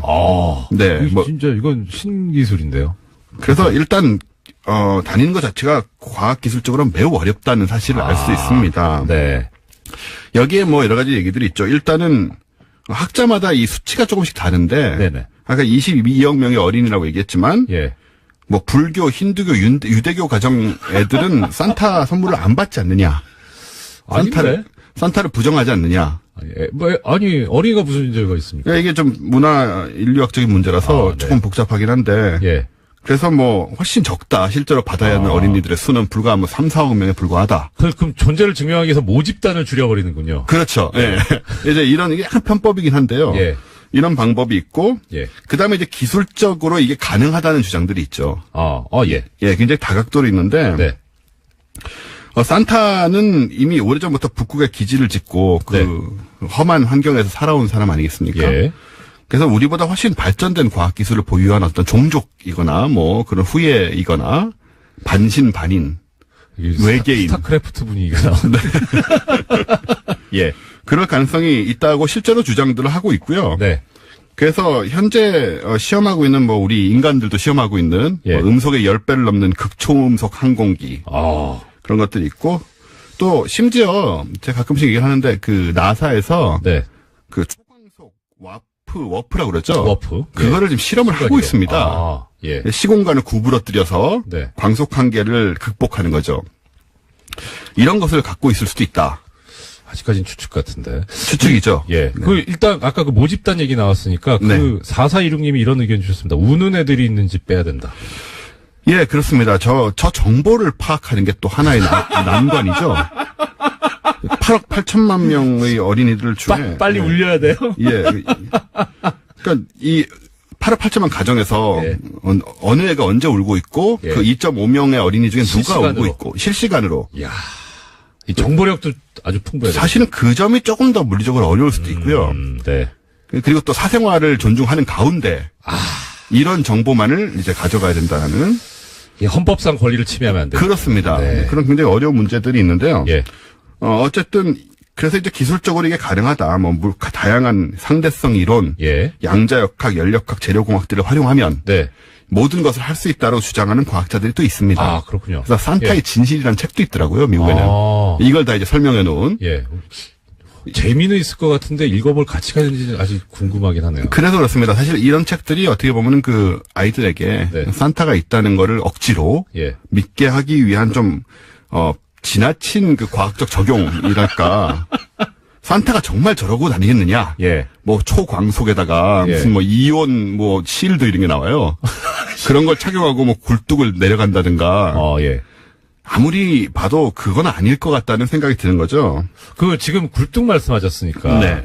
그것도 진짜 산타 부제론의 근거 중에 하나죠. 그렇습니다. 그러니까 일단 우리가 알고 있는 산타 할아버지의 이 외형은 상당히 복부 비만. 그렇습니다. 근데 이분이 도대체 굴뚝을 어떻게 통과하느냐. 네. 그러니까 통과할 리가 없다. 네. 그리고 굴뚝이 없죠, 요즘은. 예, 저희 집도 굴뚝이 없는데요. 예. 뭐 어떻게 들어오느냐, 이 사람은. 예. 모르겠습니다. 그래서 뭐. 영장 없이 함부로 들어오고. 예, 일단 불법이죠, 사실. 불법이죠. 그렇죠. 그래서 예. 이런 기술적인 거를 제가 이제 잘 검토를 한 끝에 네. 이렇게까지 억지로 존재하지 않는 기술이나 너무 첨단 기술을 적용을 하는 것은 조금 무리가 있다고 생각해서 네. 전 다른 관점에서 좀 접근을 했습니다. 네. 예. 일단 지금 산타의 속도니 무게니 이런 기술적인 문제를 분석하는 사람들은 전제가 뭐냐면 다들 그 산타가 빨간 옷을 입은 할아버지 한 사람 개인이다라는 관점에서 출발하고 있어요. 그렇지 않습니까? 아마 19세기까지는 그랬을 겁니다. 예. 왜냐하면 19세기 조선에서 산타 선물 받은 사람 있습니까? 청나라에서 받은 사람 있을까요? 그러게요. 조선왕조실록에는 없죠. 네. 겁니다. 그 뭐 예. 사기, 사마천의 사기 이런 도 없거든요. 예. 그러니까는 19세기까지는 유럽과 북미 정도만 커버하면 되는 상황. 그 쉽게 말해 거래처가 거기였다. 그렇습니다. 네. 그 인구도 지금 훨씬 적었고. 네네. 그래서 산타가 어떻게든 뭐 좀 할 수도 있지 않았을까. 하루 무리해서 야근하시면 예, 지금에 비해서는 적어도. 근데 이후에 이제 20세기 들어오면서 이제 글로벌화 됩니다. 산타가. 예. 그래서 그런 전근적인 접근으로는 이제 배송을 할 수가 없게 된 거죠. 네. 그래서 20세기 들어오면서 산타의 시스템의 변화가 오게 되는데 바로 조직화, 로컬, 지역화, 그리고 네트워크화입니다. 그러니까 개인이 다 배달하고 다니면 기술이 저런 게 꼭 필요하지만 네. 산타가 지구 전체에 뻗어 있는 일종의 비밀 결사다. 라고 생각하면 이런 기술이 하나도 필요가 없죠. 그게 그러면 비밀 결사 조직체로 이렇게 말씀하셨는데 네. 이렇게 프랜차이즈는 판매 프랜차이즈하고 좀 다르고요. 제가 이 본질을 설명을 해드리면 네. 이 조직이 산타 개인이 하고 있다고 생각하는 모든 일을 이제 각 지역에서 맡아서 하고 있고 예. 빨간 옷 입은 할아버지는 이제 옛날에 돌아가셨고요. 이분은 이제 예. KFC 할아버지처럼 일종의 상징물이죠. 예. 예. 제가 조사한 결과 이 조직은 각 가정에까지 침투해 있습니다. 헐. 예. 그래서 산타클로스의 개념을 공유하고 네. 크리스마스 이브마다 산타클로스를 대신해서 아이들에게 선물을 제공하는 에이전트들이 집집마다 포진해 있죠. 그럼 우리가 그 존재를 느끼지 못할 뿐이지. 그렇습니다. 있는 거 맞다. 이렇게 말씀을 드릴게요. 네. 이 어린이 개개인의 성향 파악부터 원하는 선물의 구입과 배송에 이르기까지 모든 업무를 각 집집마다 있는 에이전트들이 대신하고 있는 거고요. 원스톱 시스템이군요. 네. 네. 그래서 21세기 산타클로스는 이 중심이 존재하지 않은 일종의 클라우드 네트워크 상태가 되어 있습니다. 그래서 그 개념을 산타의 개념을 공유하고 그 개념을 긴밀하게 공유하는 이제 거대한 네트워크가 있고 실제로 성향을 파악하고 선물을 증정하는 집에 사람들이 있는 거죠. 각각의 집에. 그래서 이렇게 얘기한다면 이게 뭐 산타 그 빨간 산타는 없을지 몰라도 실제로 산타클로스라는 그 실체가 존재한다라고 현대적인 관점에서 중심의 할아버지는 없지만 그럼 마지막으로 제가 네. 대표님 반론 하나만 제기하겠습니다. 네. 지금 집에 이렇게 에이전트들이 들어가서 배송을 하고 있다면 네. 루돌프는 어떻게 합니까? 실직하지 않습니까? 그럼 뭐 더 자연으로 돌아가야죠. 그러니까 그거 중노동이고 동물 학대거든요. 학대입니다. 네, 그 옛날 19세기 관점에서 하는 얘기고. 예. 예, 그래서 우리 집에 산타클로스도 하나씩 있었다. 네, 그 얘기를 드리겠습니다. 예, 오늘 크리스마스와 산타 할아버지에 대해서 말씀해주신 원종호 대표님이었습니다. 말씀 감사합니다. 저도 공장문 닫습니다. 공장문 닫습니다. 안녕히 계십시오. 그리고 재미있는 것은 그 마지막에 보면 96년부터 2005년까지 사이에 그 삼성 언론재단에서 해외 연수를 보낸 언론인 명단을 실어요. 이 기사 자체는 2005년 8월 24일 날 미디어 오늘에 실린 제목은 삼성 언론재단 최대 연 5억 원 해외 연수 지원이라는 기사고, 근데 뭐 기사 자체는 그렇고 맨 마지막에 보면 관련 기사로 삼성 언론재단 해외 연수 언론인 명단이 실려 있는데 이 링크를 클릭하잖아요. 기사가 삭제돼 있습니다. 거참 왜 그랬을까 궁금합니다. 예, 지금까지 장자연 씨 사건 전문 기자 시사인의 네, 김은지였습니다. 감사합니다. 네, 고맙습니다.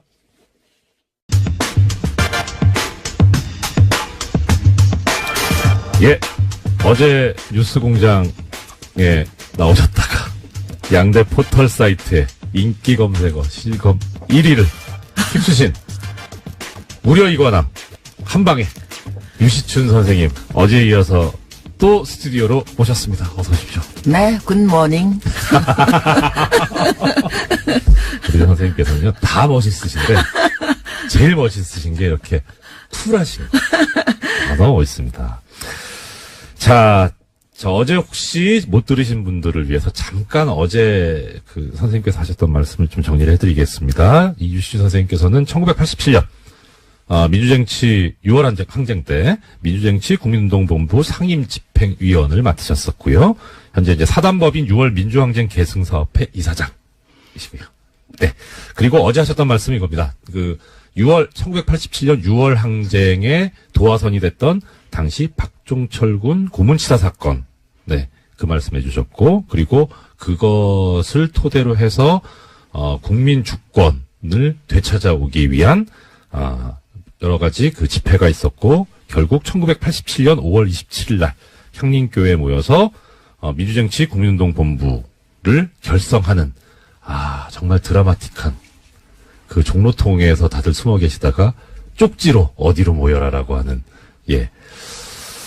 그 말씀까지 주셨고요. 이제, 우리가 6월 항쟁이라고 부르는 이 6월 10일 날 대규모 집회, 시위, 이 얘기부터 오늘 말씀을 들을 예정입니다. 네, 어제 말씀드렸지만 저희가 6월 10일로 대회 날짜를 잡은 것은 네. 그날이 바로 전두환이 자기 네. 군사 반란의 친구인 노태우에게 네. 무슨 권력을 승계해주는 민정당 전당대회 날이었기 때문에 네네. 바로 그날 그 시각에 맞춘 것입니다. 네. 그랬는데 이제 마지막에 네. 격론 토론 끝에 그 당시 야당이 개헌 국민 청원 운동을 하고 있었기 때문에 합류하면서 그분들의 조직들을 이용해서 전단지가 전국에 서울에만 해서 한 20만 장이 뿌려졌습니다. 예. 그래서 뭐 7일부터 그 전단지가 도로에 그 하얗게 나뒹구는 네네. 그런 상황이었고요.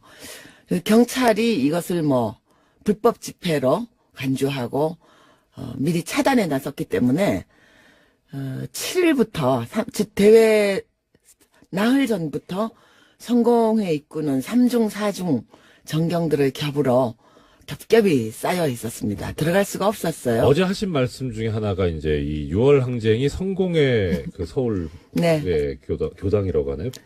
교회 예. 거기서 이제 지금 그 핵심 집행부께서 계셨다는 거였는데 한승원 변호사께서 성공회에서 했기 때문에 성공했다. 네. 그 말씀도 하셨다고. 근데 그러면 아까 좀 전에 말씀 주셨던 것이 3중 4중으로 겹겹이 네. 둘러서져 있었는데 그거 어떻게 들어가시게 됐나요? 네, 뭐 거기에 국본 한 20분이 네. 모이셨는데 네. 이제 어르신들은 그땐 제가 30대 중반이었으니까 제일 어렸습니다. 그때 이제 어르신들이 박형기 목사님, 예. 뭐 지선 스님, 네. 그다음에 금영균 목사님 이런 예. 분들은 이제 미리 딱 그 겹겹이 포위하기 그 직전에 한 대여섯 분은 들어가시는데 성공했고요. 그게 며칠 전? 그게 6일부터입니다. 아, 6월 6일부터 미리 예. 들어가 계셨고 네네. 저는 7일날 아침에 집에서 나오는데 벌써 네. 우리 이 판사님처럼 이렇게 체격이 좋으신 사복 두 분이 딱 나오는데 지키는 팔을 잡는 게 어디 가십니까 이래요. 예. 아 순간 연금이 시작됐구나 생각을 하고 어. 제가 마침 그때 원고지 그때는 지금처럼 이메일이 그렇죠. 없어서 예. 안녕하십니까. 공장장 권한대행 이정열입니다.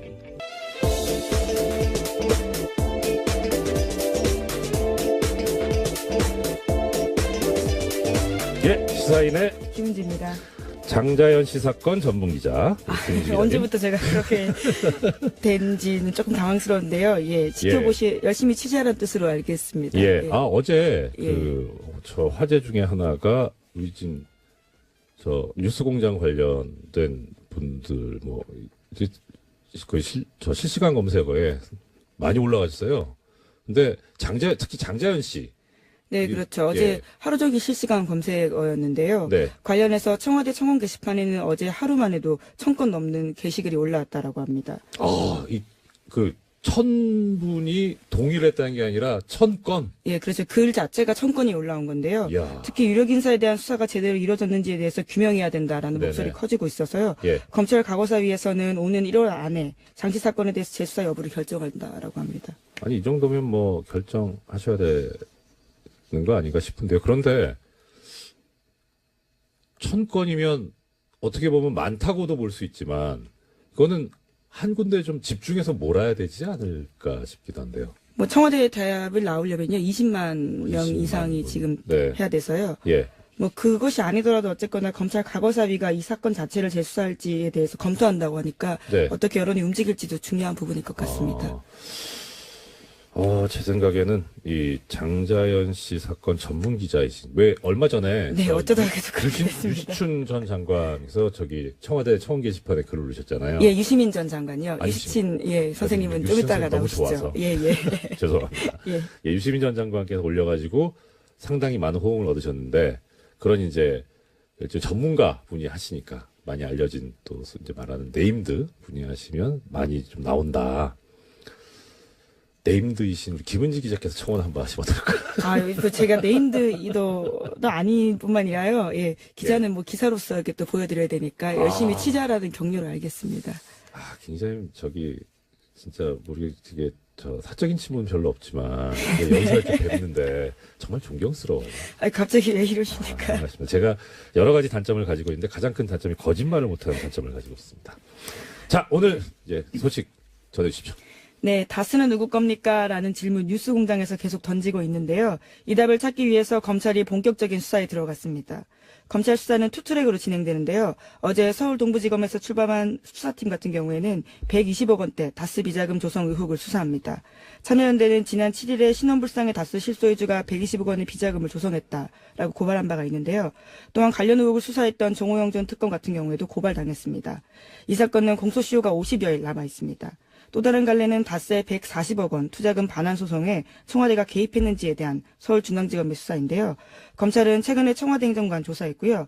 또 어제는 관련 문건 폭로했던 시사인의 주진우 기자 참고인으로 조사했습니다. 이 사건은 검찰이 2020년까지 공소시효 있다라고 판단하고 있습니다. 네. 자, 이 장자연 씨 사건 전문이 김은지 기자님이시라면 또 이 다스 전문은 또 뉴스공장 아니겠습니까? 예, 이 뉴스공장이 제기한 문제 여기에 대해서 이제 공권력이 움직이고 있다. 그리고 또 한편으로 이건 좀 약간 가벼운 얘기인데 그 시사인 주진우 기자 정통 시사주간지 시사인의 주진우 기자 어제 참고인으로 출석을 하면서 자료를 이제 전달했다는 거잖아요. 네, 그 분홍 보따리 들고 나왔습니다. 예, 그 보자기에 싸가지고 가는데 그 표정이 제가 그동안 주진우 기자 보면서 맞닥뜨렸던 표정 중에 제일 행복하고 편안한 표정이었어요. 그래서 이 뭐 기자님들께서 취재하시고 기사를 쓰시면서 어떤 보람을 느끼고 하시겠지만 또 그런 것이 이렇게 결실을 맺어간다라고 하는 것도 상당한 뿌듯함을 느끼실 수 있겠다 싶더라고요. 네, 뉴스공장에도 가끔 들고 왔던 그 보따리인데요. 그 내용들이 이제 검찰에도 참고 자료로 내게 된 겁니다. 네, 항상 선도적으로 움직이는 뉴스공장 정말 훌륭합니다. 제가 공장장 권한 대행이긴 하지만 네, 근데 정말 참 존경스러운 또 방송이죠. 자, 그러면 이제 다스는 누구 겁니까? 거의 다 뭐 모르시는 분은 거의 없는데 그런데 이제 엊그제 이 고발을 제기했던 참여연대 측에서 제가 알고 있는 모습 그대로라면 이 우병우 전 수석의 구속적부 심사 청구는 기각될 겁니다. 이분은 스타일이 정말 법대로 합니다. 그리고 법대로 하는데 그게 어떤 형태로 나타나냐면 개인의 자유와 권리 이쪽을 가급적 많이 보장하고 옹호하는 쪽인데요. 싫어하는 게 뭐냐면 권력을 사적으로 쓰는 겁니다. 지금 우병우 전 수석 같은 경우에는 그런 얘기 나오잖아요. 민정수석으로서의 권한을 사적으로 이용해서 자신을 사찰하는 사람을 역사찰하는 거잖아요. 그렇기 때문에 상당히 근데 문제는 뵌지 좀 돼서 그 이후에 혹시 생각이 바뀌었을까 하는 걱정이 있습니다. 아무튼 사실 이게 사법 신뢰도를 저하하는 발언이어가지고 좀 조심스럽긴 한데요. 뭐 현실이긴 하니까 어쩔 수 없다고 말씀을 드리는데 대진운이라는 게 있어요. 재판도요. 그러니까 이게 뭐 이게 가급적 이거 고귀한 품격 있는 방송에서 이런 용어 쓰면 안 되는데 재판부 운빨. 예. 제가 본 중에 재판부 운빨이 제일 좋았던 분이 김용판 전 서울지방경찰청장입니다. 그쪽 계열만 잘 타고 갔어요. 네, 2012년에 대선 개입 혐의로 재판을 받은 바가 있죠. 올무죄 나왔죠. 예. 근데 정말 어떻게 이런 진짜 운이 정말. 네, 그리고 나서 출마 선언까지 했었죠. 그렇죠. 예. 경선을 통과하지 못했었습니다. 그랬었죠. 예. 그런데 이제 이 재판부 운빨이 안 좋은 분 중에 또 한 분이 제가 기억하는 두 분인데요. 한명숙 전 총리, 그다음에 정봉주 전 의원. 정말 재판부 운빨이 안 좋았습니다. 자, 그런데 지금 여기서 보면 우병우 전 수석도 재판부 운빨이 그렇게 좋아 보이진 않는다.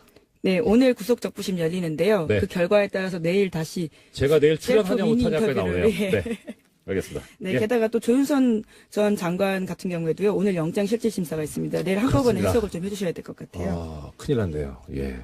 저 오프닝 써야 되는데. 네, 네. 공장장처럼 셀프 미니 인터뷰를 하시는 방법도 있습니다. 알겠습니다. 예, 다음 소식이요. 네, 검찰이 2013년에서 2014년 국방부의 국군 사이버사령부 정치관여 의혹 관련해서요, 수사가 축소 또는 은폐됐다라는 정황을 포착하고요, 본격 수사에 착수했다라는 경향신문 보도입니다. 검찰 안팎에서는 유모 전 국방부 정책실장이 당시 국방부의 부실 조사를 주도했다라고 보는 것으로 전해진다고 합니다. 참, 이 군 문제는 접근하기가 쉽지가 않은데 계속 이렇게 나오는데, 예. 어떻든 지금, 이 얘기는 김관진 전 국방부 장관이 새 혐의로 조사를 받을 수 있다. 이게 상당히 희망적인, 얘기 아닐까 싶네요. 예, 그 가능성이 커지고 있다라고요. 오늘 네. 아침 경향신문이 보도했습니다. 네.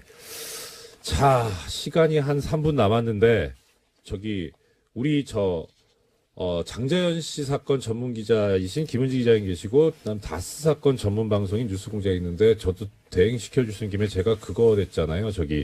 삼성 언론장학생 전문이 얼떨결에 돼버렸는데, 그 말씀 오늘 드려야지, 안 그러면 애청자님들한테 혼날 것 같습니다. 약속을 해서요. 지금, 어제 제가 잠깐 말씀을 드렸었는데, 그저께 처음 말씀을 드리기 시작해서 약간 좀 기대 반, 포기 반 했었긴 했어요, 마음속으로는. 근데 그제가 이제 휴일이었으니까 어제 보도가 나오겠냐 싶었는데, 어제 뉴스공장이 상당히 뜨거운 반응이 돼 있었었는데, 기사가 하나도 안 나왔어요. 삼성 언론장학생. 애청자 여러분, 지금이 아니더라도 한번 삼성 언론 장학생이라고 한번 저 포털에서 검색해 보십시오. 그러면 기사가 하나도 없습니다. 그런데 블로그나 SNS는 너무나 뜨겁습니다. 이게 과연 제대로 된 보도냐 하는 그런 생각이 드는데요. 오늘 시간이 1분 남아서 하나만 말씀드릴게요. 재미있는 기사가 하나 있습니다. 아까 제가 미디어 오늘 그 여론조사 관련해서 말씀드렸었잖아요. 미디어 오늘이 지금 언론인들이 돈을 받고 이렇게 가는 그런 거에 대해서 한번 비판을 했던 기사를 실었던 적이 있습니다. 2005년에. 예, 2005년에 그 기사가 쭉 실리 안진건 사무처장이 나와가지고 그런 얘기를 했습니다. 아까 김 기자님께서 신원불상이라고 하셨는데, 네, 그렇죠. 예, 성명불상자라고 하면서 예. 이 성명불상자가 누구인지를 검찰이 한번 맞춰보세요라고 하는 그런 의미라고 이렇게 말씀을 하셨으니까, 그러면 누구나 거의 다 짐작하고 있는 그분에 관해서는 어떤 반응이 있는지. 네, 관련된 예. 뉴스가 어제 MBC가 보도했는데요. 네네. 미국에서 다스의 하청 용역업체를 운영하고 있는 김아부개 씨의 인터뷰를 인용했습니다. 네. 인터뷰를 보면요. 2014년 9월 달에 이명박 전 대통령이 엘레베마주 몽고베리에 있는 다스에 들렀다라는 겁니다. 이 지역에선 다들 알고 있다라고 하는데요. 그 사람의 멘트에 따르면 이렇습니다. 자기 다스 보고 싶으니까 온 거다. 대통령 때는 못 오고 차려도 온 거 보고 싶은 거예요. 라는 건데요. 자기 다스. 네, 그분의 인터뷰 네. 말입니다. 그래서 플로리다에 가기 전에 애틀란타에서 며칠 머물렀는데 그때 이명박 전 대통령이 차 타고 서너 시간 거리에 있는 다스 미국 법인에 조용히 갔다라는 겁니다. 당시 미국 법인의 등기이사 3명인데요. 네. 그중에 한 사람이 이명박 전 대통령의 아들인 이시영 씨입니다. 참. 이 정도 되면, 그리고 좀 더, 말씀. 네, 이런 멘트도 있습니다. 자기 아빠 놓고서 이 사람 너희 아빠 맞니? 라고 묻는 거랑 똑같은 질문이다고요. 다스가 그 정도 수준이다라고 해당 하청 용역업체 김아무개 씨가 이야기했습니다. 자기 아빠 놓고서 이 사람 너희 아빠 맞냐? 홍길동도 아닌데. 참. 그 정도로 명백하다는 말씀이신 거죠. 예. 자, 이제 이게 어떻게 객관적인 증거로 만들어진다는 표현이 좀 부적절할 것 같습니다. 어떻게 객관적인 증거로 확립이 돼서 실제 법정에서 유죄 판결까지 이끌어낼 수 있을 정도로 이 전문가들이 또 역할을 충분히 해주셔야 할 텐데요. 정말 이렇게 이 비전문가들, 일반인들이 이렇게 많이 자료와 정보를 제공해 주고 있으니까 당연히 올바르고 실질적 진실에 맞는 결과가 나오지 않을까. 이건 기대해봐도 좋을 것 같습니다. 또 다른 소식은요? 네, 이건희 삼성전자 회장의 차명 계좌가 또 발견됐다라는 MBC 보도가 있는데요. 사정당국 관계자의 발언을 인용했습니다. 네네. 최근 삼성 이건희 회장의 차명 계좌에서 2천억 원 규모의 비자금을 추가로 발견했다라는 건데요. 이 관계자에 따르면 추가 비자금은 은행의 예금 계좌가 아닌 주식 계좌 20여 개가 흩어져 있고 이 회장이 아니라 삼성의 전현직 임직원 명의였다라는 겁니다. 이 같은 경우에는요, 지난 5월 달에 유명 인테리어 업체에 대한 경찰의 압수수색 때문에 드러나게 된 건데, 네네. 이건희 회장의 비자금 다시 한번 물망에 오르게 된 겁니다. 아니, 어떻게 하다가 다른 거 뒤지다가 이게 나오게 됩니까? 네, 계속해서 세금 탈루 문제가 있었는데요. 이와 관련해서 시공 이력과 고객 장부를 뒤지다 보니까 거기까지 가게 된 거다라고 합니다. 여기 이 업체는 그러면은 고객이 삼성이었다는 겁니까? 예, 그렇죠. 야, 부럽다. 예, 물론 당시에는 이 회장 자신도 가족도 아닌 제3자의 수상한 이름이 있었다라고 하는데요. 네. 찾아가다 보니까 네. 이건희 회장 쪽이었다라는 겁니다. 그럼 이분은 몰랐을 수도 있겠네요. 그건 그렇고. 자, 그러면 우리가 이제 약간 궁금해하는 거는 그거죠. 도대체 재산이 얼마지? 그 중에 차명은 얼마지? 하는 그런 생각이 드는데 대략 지금 김 기자님께서 아마 파악하고 계신 규모는 어느 정도 됩니까? 네, 2008년에 조준웅 특검이 찾아낸 적이 있는데요. 네. 네, 그때만 하더라도 4조 4천억 원에 달했다라고 합니다. 그런데 4조? 예, 4조가 넘습니다. 헐. 예, 차명 재산만 그러한데요. 그것도 차명. 예, 그렇죠. 헐. 예, 그런데 그러니까 어제 MBC에서 보도한 것들은 그 외의 재산이 더 있다라는 거고요. 예. 오늘 아침 한겨레 신문 같은 경우에는 최소 5천억 원 이상의 비자금이 추가로 확인됐다라고도 보도했습니다. 그 금액이 계속해서 올라가고 있는 겁니다. 그럼 차명만 또 최소 5천억이 추가 비자금이 확인됐다고 5천억 원, 5천원만 있으면 순댓국을 먹을 수 있는데 5천억이면 감이 안 오는. 예, 너무 많은 돈이어서 사실 감이 오지 않는데요. 예. 그런데 한겨레 신문에서도 눈에 띄는 내용이 있습니다. 경찰이 계속해서 수사를 하고 있는데 최근에 법원에서 삼성 임직원 개개인의 계좌 추적을 위해서 추가 압수수색 영장 발부해달라고 했는데 이것을 기각했다라고 합니다. 이거를 지금 말씀하시면 안 되고 공장장님 계실 때 말씀하셔야 제가 한 번이라도 더 영장 출연할 해설을 텐데. 해주시는데요. 예. 참 갑갑하죠. 네, 그리고요. 네, 그래서요. 이것은 이제까지 2008년 말씀드렸던 것처럼 조준웅 특검 때 찾았던 돈과 다른 것들이어서요. 계속해서 비자금 규모가 얼마나 늘어날지는 아직까지도 가늠이 안 되는 상황입니다. 예. 총수란다. 네, 공장장이죠. 직업이 여러 개입니다. 예, 공장장께서 제작했던 저수지 게임 있지 않습니까? 애청자 여러분들께서도 많이 들어오고 아시겠지만 이 저수지 게임이 이제 이명박 전 대통령의 어떤 재산 형성과 관련된 그런 건데 이 저수지가 또 삼성의 저수지는 또 따로 있을 테니까. 근데 정말 저수지라는 말이 어울리지 않나. 차명만 4조면 실제 전 재산은 얼마일까요? 그리고 마음속으로는 그것이 우리 국민들이 저도 사실 지금 보이는 라디오로 영상을 보이는 라디오 아니죠? 영상이 따로 올라가는데 보시면 제 노트북이라든가 폰이라든가 다 그 계열 제품이거든요. 이렇게 사랑하는 애정하는 그런 기업인데 이게 적법하게 정당하게 재산이 형성되었을 거라고 믿습니다. 정말 그러길 바랍니다. 예, 또 다음 소식은요. 네, 이정열 대행의 역할이 또 필요한 뉴스인데요. 네. 네, 구속된 우병우 전 민정수석이 법원에 구속적부심사를 청구했다라고 합니다. 저런. 구속적부심은 구속이 합당한지 법원에 다시 한번 판단을 맡기는 절차인데 뉴스공장에서도 몇 번씩 전해드린 바가 있습니다. 네, 그렇습니다. 우 전 수석의 검찰의 세 번째 구속영장 청구 끝에 구속된 지 열흘 만에 이런 행위들을 한 건데요. 우 전 수석은 지난해 7월 달에 추명호 전 국정원 국익정보국장에게 자신의 비리 의혹을 감찰 중이던 이석수 전 특별감찰관 등에 대해서 불법 사찰하고 지시한 그 결과로 비선 보고받은 혐의로 구속된 바가 있습니다. 네. 자, 이게 그런데 지금 세간의 관심을 끌고 있는 것은 담당 재판부가 뉴스공장에서도 몇 번 말씀드렸습니다만 담당 재판부가 서울중앙지방법원의 경우에 구속적부심 사건은 형사수석부에서 전담을 하고 있기 때문에 근데 거기서 하도 엉뚱한 결정이 자꾸 나오니까 이 우병우 또 풀리는 거 아니냐. 근데 보도에 의하면 이 담당 재판부가 바뀌었다. 라는 거죠. 네, 신강렬 부장판사가 우전수석과 대학 사법연수원 동기여서 사건 재배당을 요청했다라고 합니다. 이렇게 기사가 나오는데 이 기사는 반은 맞고 반은 틀립니다.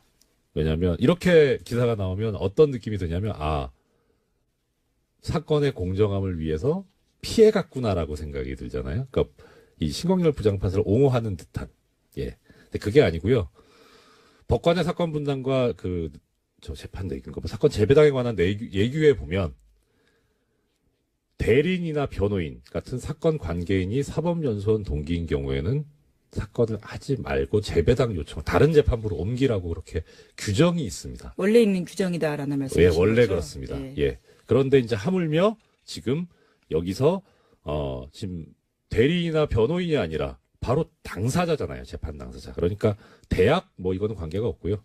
사법연수원 동기인 게 그 요건에 해당이 됩니다. 그래서 넘어간 건데, 자, 이제 또 재밌는 것은, 그럼 이렇게 해서 재배당을 하는 경우에 보통은 어디를 가냐면, 대리재판부라는 곳이 다 법원마다, 재판부마다 지정이 돼 있습니다. 언제냐면, 휴가를 가거나, 갑자기 이렇게 일이 터졌다거나 할 때, 그때 그 담당 재판부에 결혼이 생겼다 그래서 재판을 안 할 수는 없잖아요. 그러니까 이 경우에는 그러면 대리하는 재판부를 다 지정을 미리 해놓습니다. 그래서 그 대리재판부에서 하는데, 그러니까 이게 재배당을 해서 넘어가게 되면 그 대리재판부에서 해야 돼요. 대리재판부가 형사수석부 같은 경우에는 형사 1부입니다. 네, 예. 휴가를 갔다라는 보도가 예. 있던데요. 부장이 휴가를 갔어요. 어떻게 그렇게 성견지가 있는지. 그래서 지금 이게 형사 2부로 갔습니다. 그래서 어제 보니까 이 형사 2부 재판장, 이우철 부장판사가 실시간 검색어에 올라가더라고요. 저는 처음에 모르고 실검만 보고 있는데 이 이우철 부장판사님 잘 압니다. 예. 그래서 뵌지는 좀 됐어요. 뵌지 제가 법원 퇴직하고 뵙지는 못했는데 일단 많이들 궁금해하시죠. 어떻게 될 것 같냐? 저는 점쟁이가 아니라서 예측 전문, 예상 전문 이런 건 아닌데 이우철 부장판사가